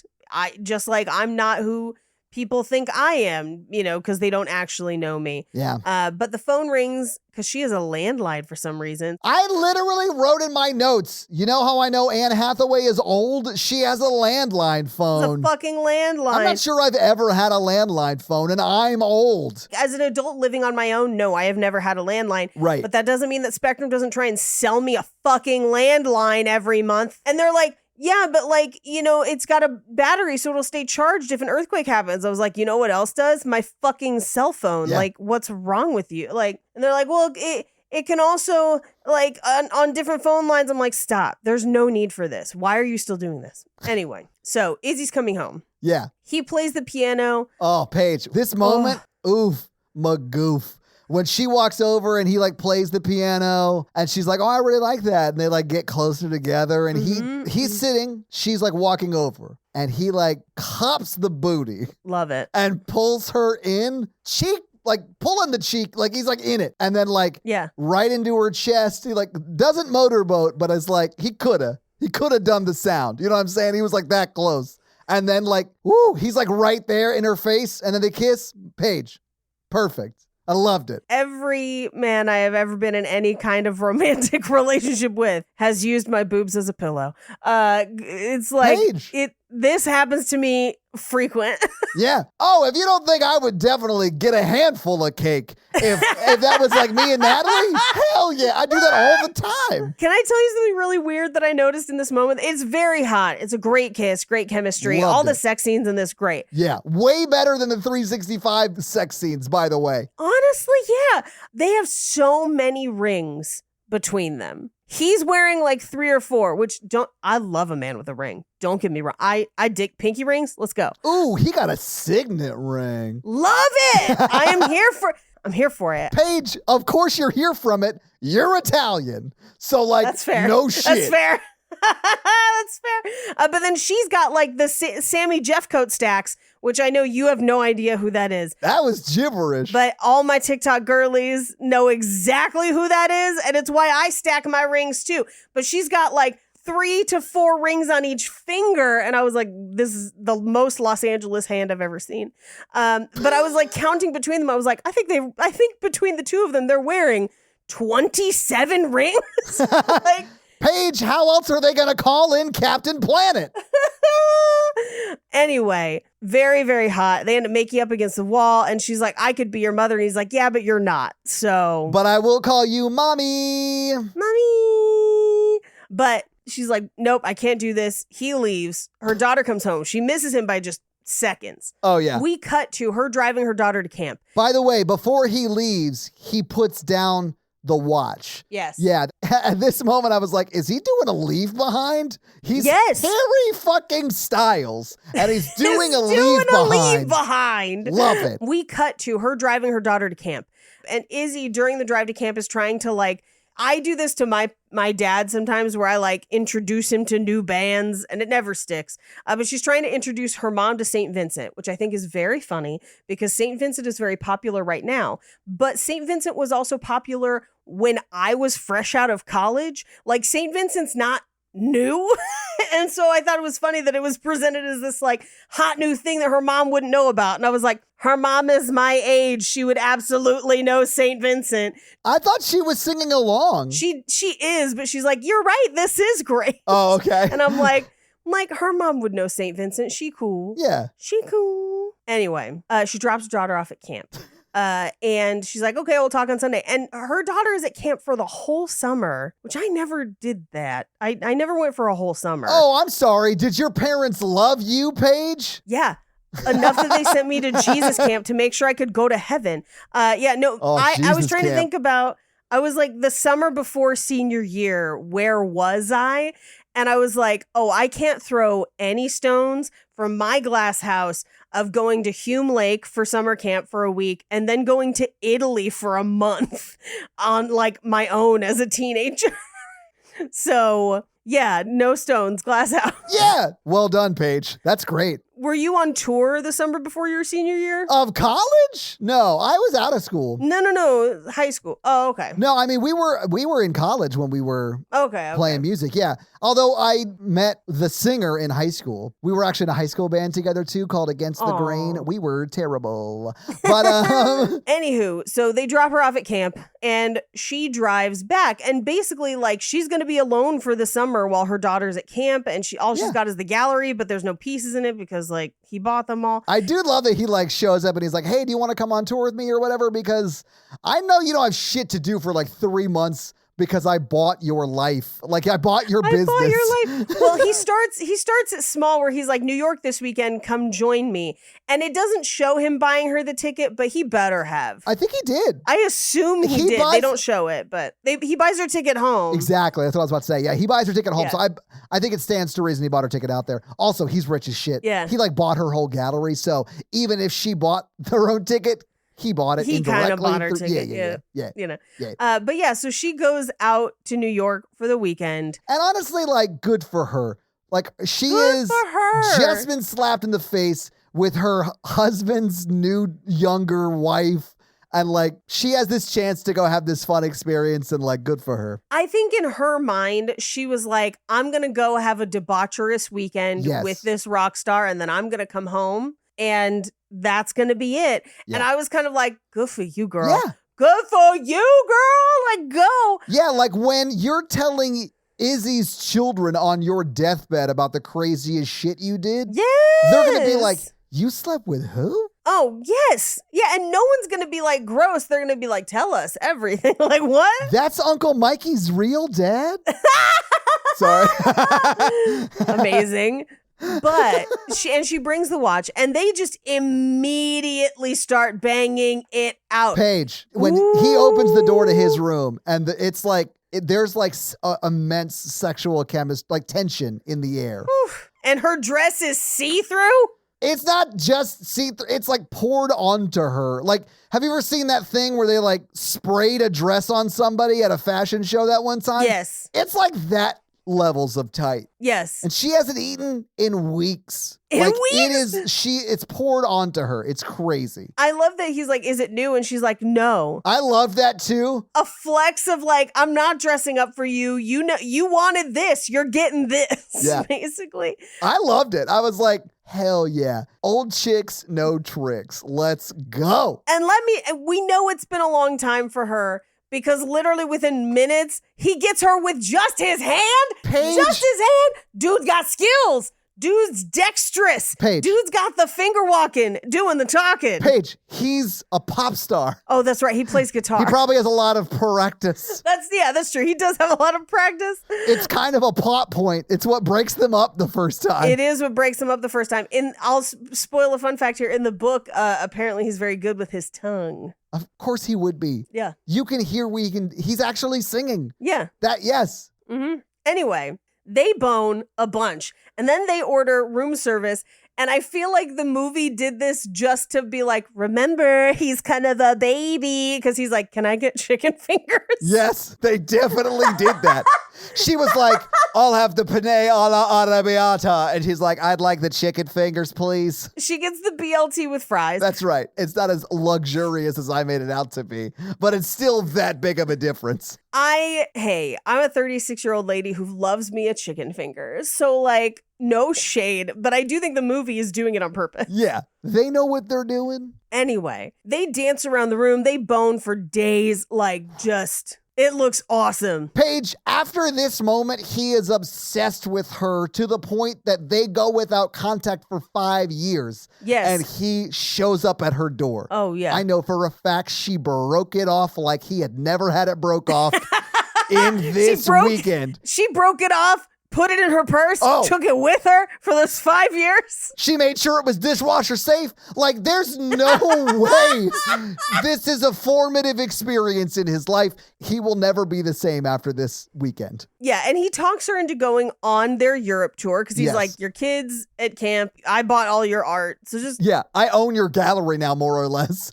for the next 2 months. I own your gallery. I'll give you whatever clothes you want, whatever. And we do get a montage of them just like private plane. And now we do see the other band guys who have like a cadre of women that they just kind of rotate through who are there with the band. Yeah. And they will become a plot point later. Yeah, they will. Meanwhile, they end up making out in a cafe and someone sees them and takes a picture. Yeah. But he convinces her to come to the south of France with him for like a long weekend. But this is where everyone's out by the pool and she's feeling very self-conscious about her body because she is older. And it's all these young girlies who she will find out are not that much older than her young daughter, which would also make me upset if I were her. But they basically are like, oh, you're a moonhead. You're like that other lady, VIP. And she's You're like, a moonie. 500 years of boy band history. Oh, you And- guys go to the Shin Moon Church? oh, God. So... they also are, she's like, well, he dedicated a song to me. And they're like, yeah, we do that all the time whenever we want to bang somebody. And like, oh God, there was one girl, Hannah, she was some Swedish actress. We couldn't fucking get rid of her. She was the worst. And she's like, okay, well, I need to leave because this is feeling a lot like the time my husband cheated on me and everyone knew about it except me.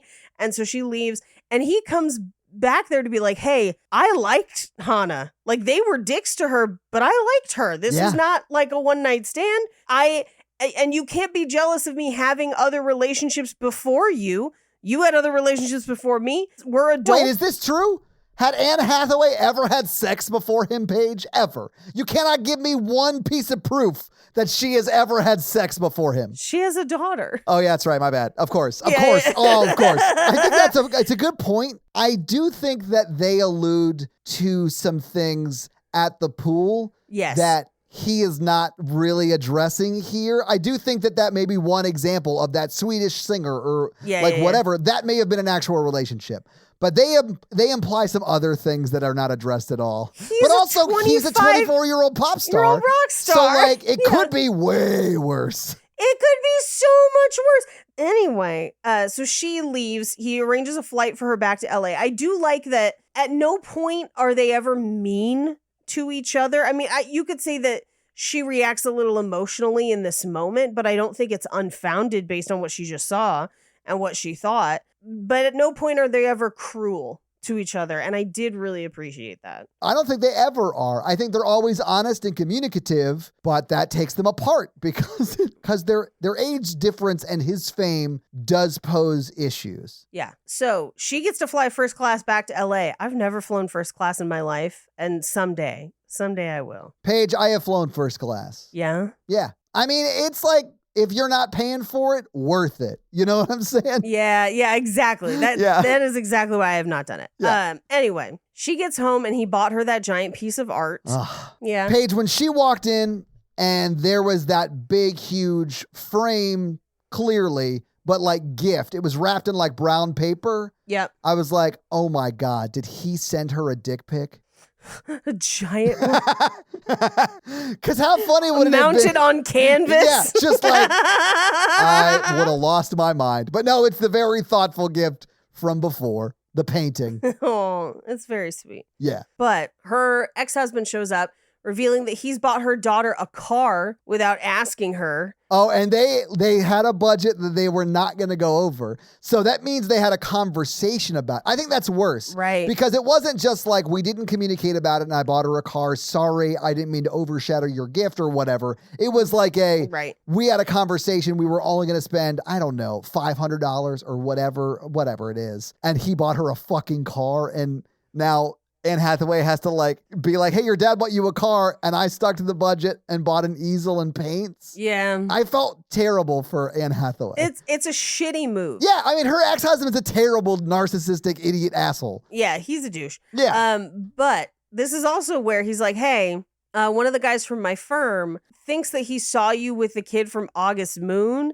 Like, that wasn't you, right? And she was just like, no, of course not. And he's like, says y'all were making out. And she was like, he's a client, but whatever.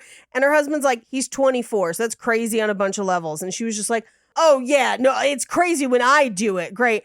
And this is where he turns to leave and Ava comes up and is like, I recognize the hypocrisy in what just happened. And just so you know, I'm leaving him. And I need you to know the truth. Yeah. Yeah. And he's like feet away from her taking photos of the car. Yeah. And she's like, would you like to get Thai food with me sometime? She's like, no. And she's like, okay, thank you so much. Bye. Yeah.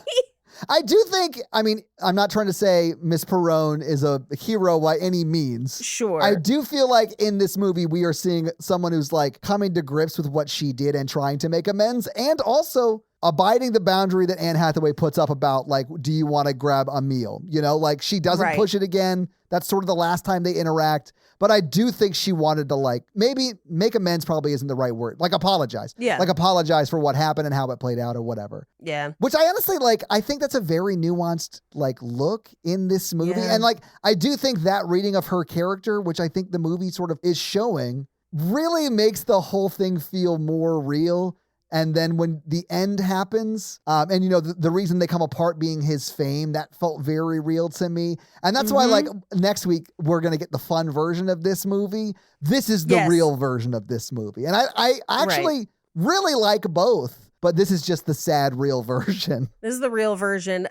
But she's at home watching like videos of him and stuff. And she gets a text from him that's like, I'm so sorry. I don't know how this happened.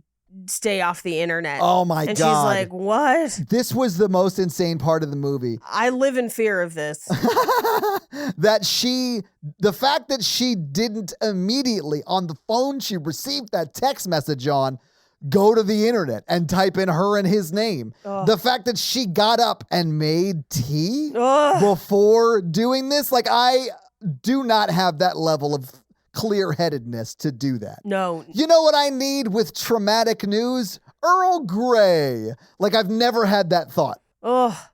But she looks it up. It's a bikini picture of the two of them like grinding on the beach. And she's just like, oh no. And it's like Hayes Campbell caught a cougar is the title of the article. Oh, yes. And then she drives to camp and every single parent at camp says crazy things to her instead of just leaving her the fuck alone. Paige, the insanity of the mom coming up to her and being like, my 10th grade daughter loves Hayes. How could you? And now she's heartbroken. How could you? Like it's What the fuck? Did you think your daughter was next in line? First of all, that's fucked up because he's 24. Secondly, like she's definitely not one on the call sheet, right? But like she's not even on the call sheet. better not Ideally, be. she's underage. She's the 10th grader. But like the fact that I could see the 10th grader doing that because it's like a level of an unhinged that a 15-year-old or 16, I don't know how old 10th graders are, but like how that age would act. But the fact that it was her mom, I'm like, what is wrong with you, ma'am? Right? It's insane. And then her daughter, I understand her daughter being upset because she's like, you didn't tell me about any of this. You didn't warn me. And now I'm having to deal with it. And she's like, I broke up with him. It's over. Yeah. And her daughter, in an understanding moment that is unfortunately informed by a young and naive view of the world. Yeah. Her daughter's just like, if he was great, you should be with him, not realizing what that truly means. Yeah. And I do think we get the real version of how that would play out. Because I do think your daughter's knee-jerk reaction to, would I be okay if my mom dated a pop star, would be, yeah, sure. Great. Yeah, sure. And then when she has to face the harsh realities of what that life would be like, she's going to hate it. Yeah, she's going to hate it. And unfortunately, she then decides, she's like, well, he's in LA. I'll go talk to him. And she goes to the studio. They make up. I wanted them to bang on the soundboard, but they didn't. But I do love that he's like, I'm overwhelmed. I just need a moment. Okay, I've had a moment. And they are just on each other. It's hot. But then they have like a talk with her daughter and her daughter's friends and like, okay, we're going to delete our socials. We're going to, limit all this stuff. Great. Except that there's paparazzi fucking everywhere. And her dad is like, hey, I'm worried about my daughter's safety, which by the way, real worry. He's a douchebag, but that's a real worry. I know. This is like a broken clock can be right twice a day. Like, yes, he has a point here. He's a terrible person as well. Yes. Because he does venture into what I would say is like not appropriate territory. Yeah, well, because he's like, do you understand what people are even saying about you out there? And she's like, no, and I don't care. And I love the way she says no, because it's like a very defiant, proud that I don't know. Yeah. No, I don't. I'm like, no. No. And he's like, how could you do this to your daughter? She had a poster of him. And she's like, actually, she didn't. She was always into Rory. But you didn't even know that. Just like you didn't even know that she was a fan of the band anymore. And didn't even spend the time with her to go with them, which is how I met him in the fucking first place. Paige, I know. Oh, yeah. It like really puts all of it on him, which it is his fault to a sense. Yes. And I liked that. I also, and I know this wouldn't have been true, but I would have loved for her to say about the poster, be like, no, she was always into Roy.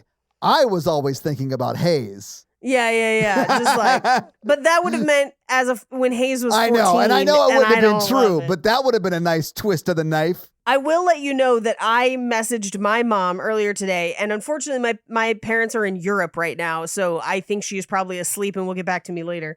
But I was like, of the people I was listening to when I was in like 8th grade or whatever, 7th or 8th grade, who would you choose if this was you?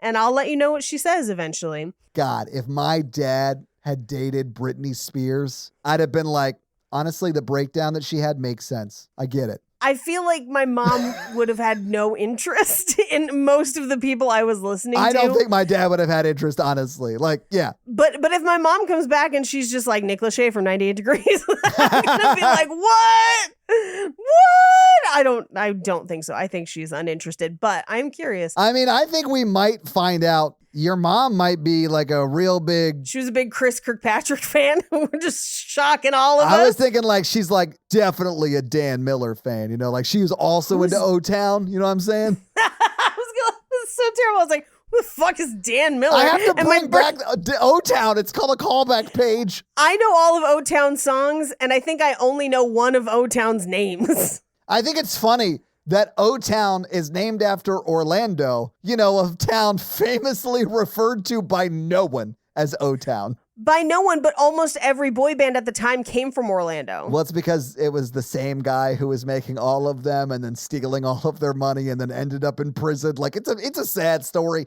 There's a reason Justin drinks. And many other things. I mean, here's the thing. Here's why I asked my mom. Here's why I was curious. Because I think when you are in 7th or 8th grade, you think that your parents don't even perceive the things that you are into. And I think as an adult, my parents would be much more, I think they were more aware of what I was into. Oh, yeah. And I'd be curious to know what they thought about it. I think the day I realized that my parents weren't ignoring pop culture, it's that they thought my pop culture was trash. Yes! Was the day I became an adult.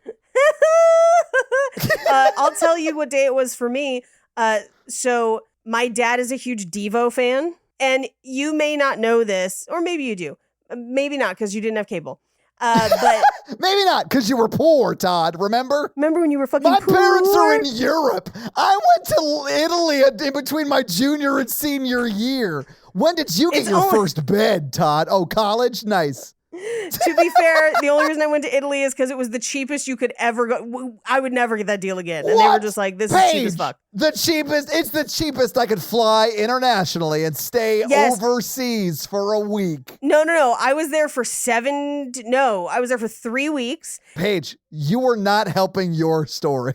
Your son. Hear me out. I was there for 3 weeks, and it cost less than flights. I'm sure, Paige. And that included meals and everything too. So they were like, yeah, of course, go. The fact that you can't see that it's crazy that you don't think that being able to afford flights alone to Italy puts you nuts, in a but different I'm just stratosphere saying. than most people is hilarious to me. No, I know, but I'm just saying, like, it's not like they just like all it's like they were like, here's the cheapest you could go, and we can maybe afford this as a family if we buckle down. Anyway, all I'm saying is Papa Wesley provided. That's what we're saying. Papa Wesley provided. The reason, the time for me when I realized that my parents were aware of my pop culture and vice versa. Mark Mothersbaugh of Devo did almost all of Nickelodeon's theme songs. Okay. That actually makes sense because I never watched Nickelodeon at home. Yes. But I remember all the theme songs because they're catchy as fuck. They're catchy as fuck. And I then was standing in my best friend's kitchen, and she was like, oh my God, I have to play you the theme song for this little Spider-Man thing that my kid watches. I listened to it, and within 2 seconds, I was like, that's fucking Fall Out Boy. And she was like, yeah, they do songs for like all the kids shows now. And I called my dad and was like, now I know how you felt. I just got Devo'd, Dad. I just got Devo'd, Dad. All this to say, the last time I got in my dad's car, he'd been listening to Fall Out Boy because he was like, I was trying to figure out what all the fuss was about. I was like, all right. So I want to know who of the people I was into my mom thought was hot. That's why I asked her, but I haven't found out yet. I'll let you know. I honestly cannot wait to hear back. I also sort of want to hear your dad sing Sugar We're Going Down by Fall Out Boy in his car at the top of his lungs. Here's the thing. I think he's more of an Infinity on High guy as far as the Fall Out Boy he's been exposed to. It's a little more funky. If your favorite song is not Death of a Bachelor, I'm not fucking with you. That's all I'm saying. That's not Fall Out Boy. Is it not? No, that's Panic at the Disco. Oh, fool. shit. You're right. My bad. My dad loves Panic at the Disco.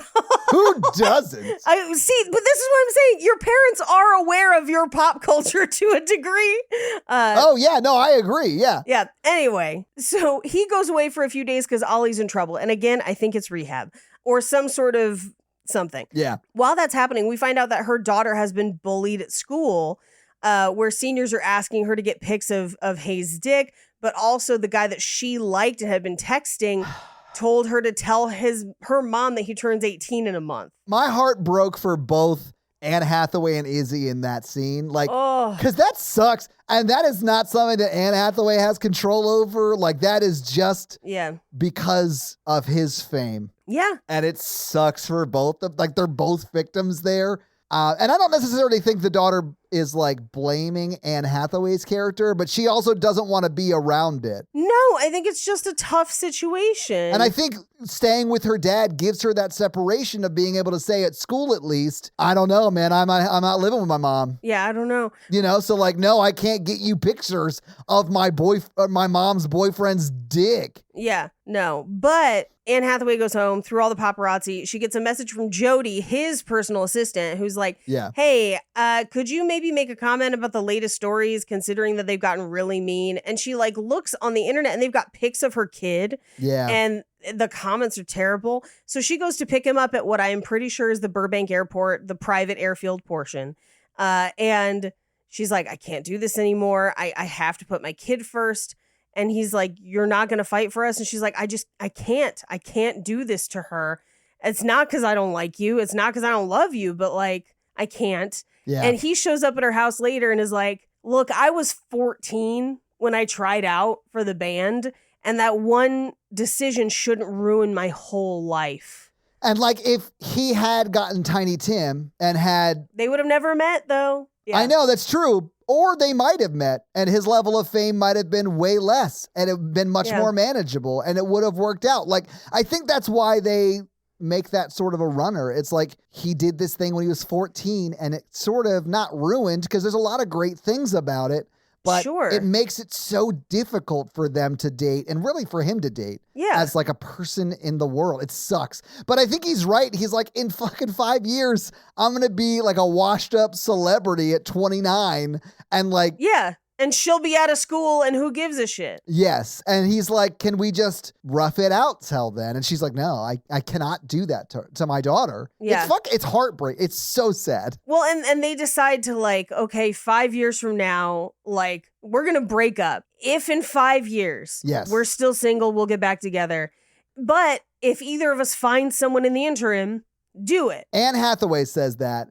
I'm not sure he even agrees to it. I mean, we know what happens in the movie. Sure. But like, yeah. And this is when he walks out and puts the watch back down. Yes. On the like the table by the door. I was crying at this point, Paige. Of course I was. Yeah, of course I was crying. But like when he put that down, it made me giggle because I was like, if that was me with my Apple Watch, I'd have been like, set a timer for 5 years and then put it down and walk out. Well, we cut to 5 years in the future. Izzy is in college in Chicago. Great. And they have a good relationship. I really love that they showed that, because that shows that what they gave up was worth it, because the relationship was good, you know? We then get her flipping through TV. I love that we get an extended clip of Milk Steak on Always Sunny. Who doesn't love Milk Steak? Oh, by the way. She's going to know what it is. Paige. Yes. If you swear off for 5 years... the person you passionately want to break it off with, like, you're going to do it one last time before you decide to, like, walk away possibly forever, right? In my mind, they did, and that's what all the colored lights were about. Okay. I will accept that answer because I was furious they didn't passionately, like, goodbye, bang it out. If you think, I absolutely, but here's the other things. Maybe if you goodbye, bang it out, you change your mind. And you're like, wait, no. I mean, I do think that he would have been on his A game, because he's the one that wants to make it work. He's like, it's worth it.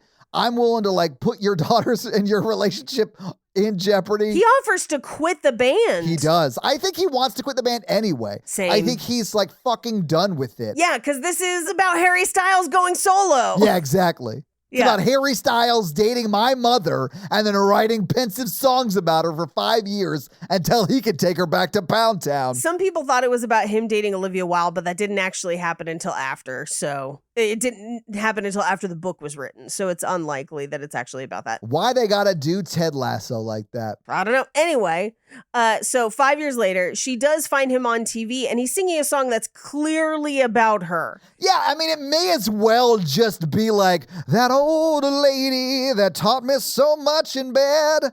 I'm going to go back to her house immediately. I have 28 days and 6 hours until I can show up on her doorstep and break it off again. Well, yeah, because Graham Norton's like, what are you doing? You taking like a break in LA? He's like, yeah, there's somebody I'd like to see there. And she's like crying because it's so sad.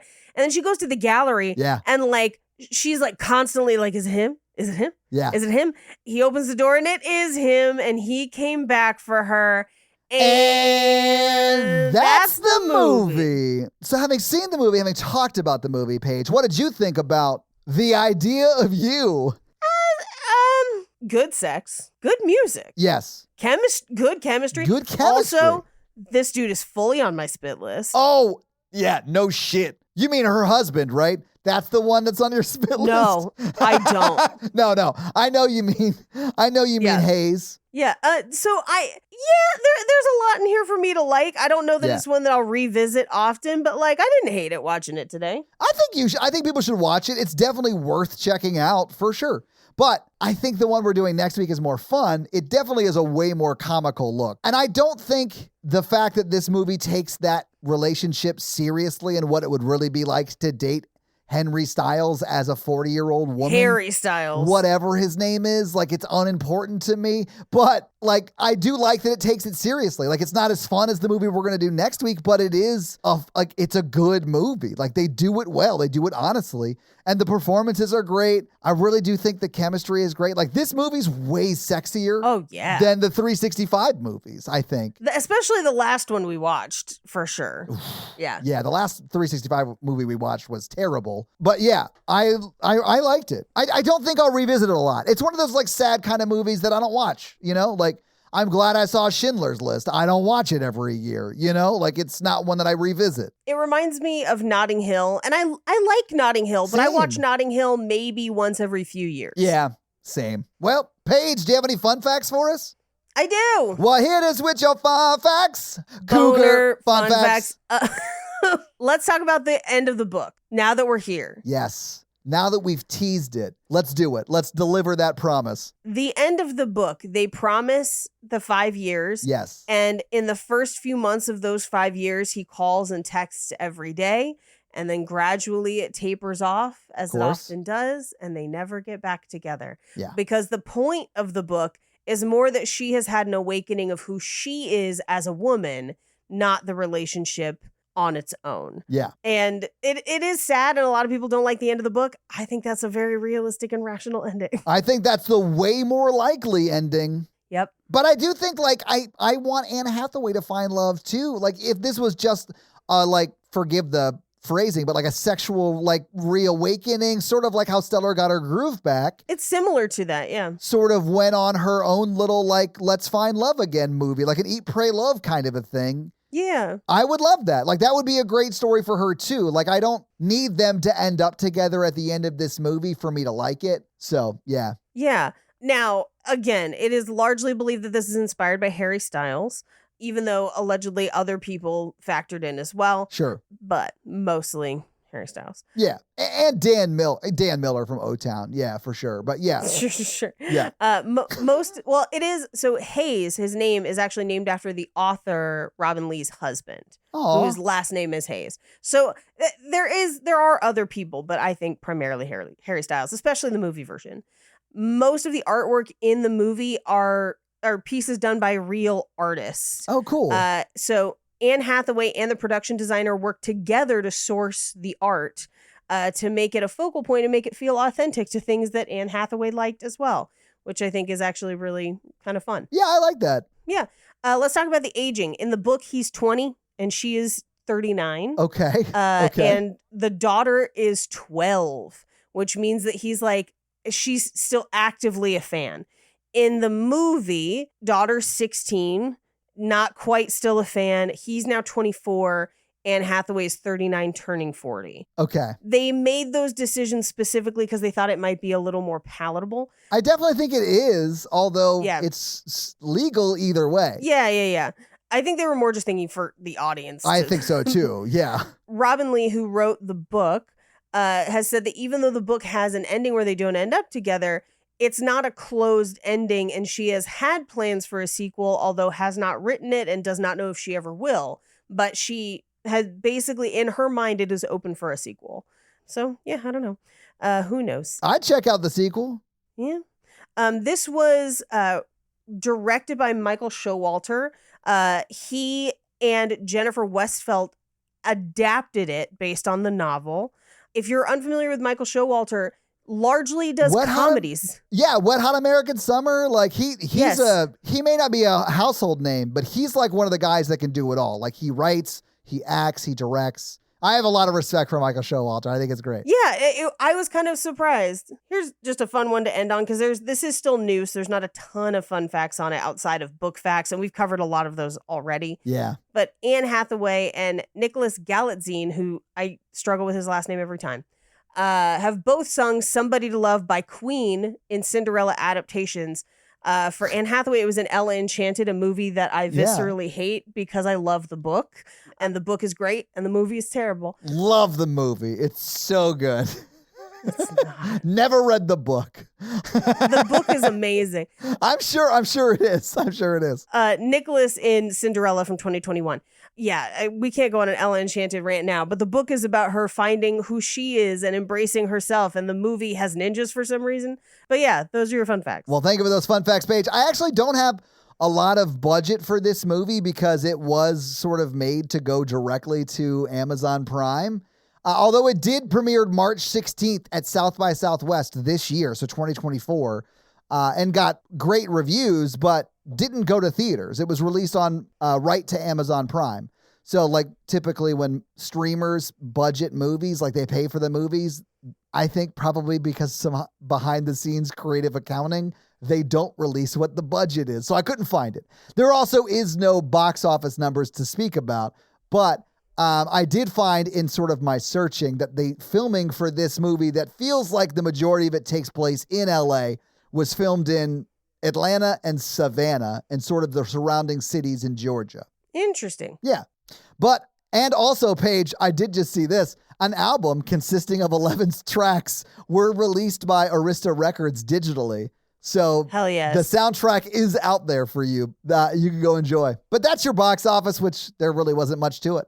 But Paige, this week I made you watch The Idea of You. Next week, I've been calling it the fun version of this movie because it is more or less the same premise, except instead of a singer, it's a famous actor. It's sort of like Tom Cruise. It's like that level of famous. He's like that level of famous actor, and it's Nicole Kidman he ends up dating. So to me, it was all very funny because Nicole Kidman towers over Zac Efron in a lot of the scenes, and I was like, I bet this feels familiar to her. But Paige, the movie I want to make you watch and the audience is A Family Affair, and it's sort of the funny version of this. I'm actually very excited because I watched the Queens Who Like to Watch episode on it already. Oh, I love those ladies. I saw them. It's Trixie and Katya, right? Like I saw them at Ryman the first time drag was ever done on stage at the Ryman. I literally talked about that with Blaine today because he loves Drag Race too. Anyway, Blaine does love Drag Race. Yeah. My favorite part of Queens Who Like to Watch is whenever they both laugh or anything, it just says blonde women laughing I know. in the subtitles, and it's amazing. If Trixie or Katya ever want to be on either of our podcasts at any point, Absolutely. yes to that. Love those ladies. We will do Contact. I will absolutely do Contact on Horror Virgin if Katya wants to come on and talk about it. Let's go. Yes, please. So, Paige, you want to hit us with that romance scale? Our romance scale is a scale of 1 to 4 because Mikey said so. I'm going to give this 2.5. I was going to give it a 3, Paige. I'm going to give it a 3 I'll take a on 3. both Yeah. counts because the sex scenes, even though there wasn't nudity or anything, they're good. still sexy. When he gets a handful of what I can only assume is devil's food cake that's back there, you know what I'm saying, and pulls her in, like the first time he makes physical contact outside of holding her hand, he grabs a cheek. Yeah. That's Oof, that's sexy. I'm into it. Yeah, can't argue with it. I do that shit to Natalie all the time. Yes. Cut that, babe. I'm so sorry. It's the truth, though. She'll be like fucking in the fridge, and I'm like, whoop, there's cake in it up. Oh, do we have leftover cake from last night? Yeah. No, I would say on the roar scale, I would give it a 2 or a 3 as well. Yeah. Yeah. This is good. Way sexier than Mustafa or whatever. Mustafa or whatever Mikey said last week. Oh, shit. And those are your romance goals. Do we think they're still together? I do, because the movie puts them together and she's 45. So, like, Maybe. yeah, I do think that they're still together. Aaron Johnson and that other lady are still together, even though I find that kind of upsetting. Gene Wilder dated a woman who was like 20 years, or married a woman who was like 20 years older than he was, and they were married forever. Yeah. It happens. Some people are into it and make it work. And he pined after her for he wrote so many songs about her. And they were better than like the One Direction boy band pop songs. Like they were heartfelt. And he grew fuzz on his face. Like he was into it. Yeah. She broke it off. That's all I'm saying. Anyway. They're probably still together. So yeah, if you guys like this show and want to hear our other show where we talk about horror movies, that is The Horror Virgin. That's the only other podcast I am on, but Paige is also on Cult Podcast, which you can find at Cult Podcast. And you can find us on social media. I am at Todd J. Awesome, literally everywhere. Paige is at Paige Wesley on Instagram. No, it's at Rampage Wesley on Instagram and TikTok, at Paige Wesley on Twitter. That's right. All right. So that's where you can find Paige. If you want to find the show, we are at Romancing the Pod Show, right? Yep. Romancing Pod Show on Twitter. Well, and Instagram, right? And Instagram, but it's show SHO because character limit. If you start typing Romancing the Pod, it'll come up. It'll definitely come up on Instagram. I don't know about Twitter because I haven't posted on Twitter in a hot ass minute. So who knows? But that is where you can find more of us. So yeah, guys, give us a follow. Support the show any way you can. We'd love it. Smash that like button. Hell yeah. That's going to be it for us, you guys. I'm Paige. And I'm Todd. And you complete us. To completion. Bye. Good for Annie Hath's nerds. La la la la la la la la la la la la la la.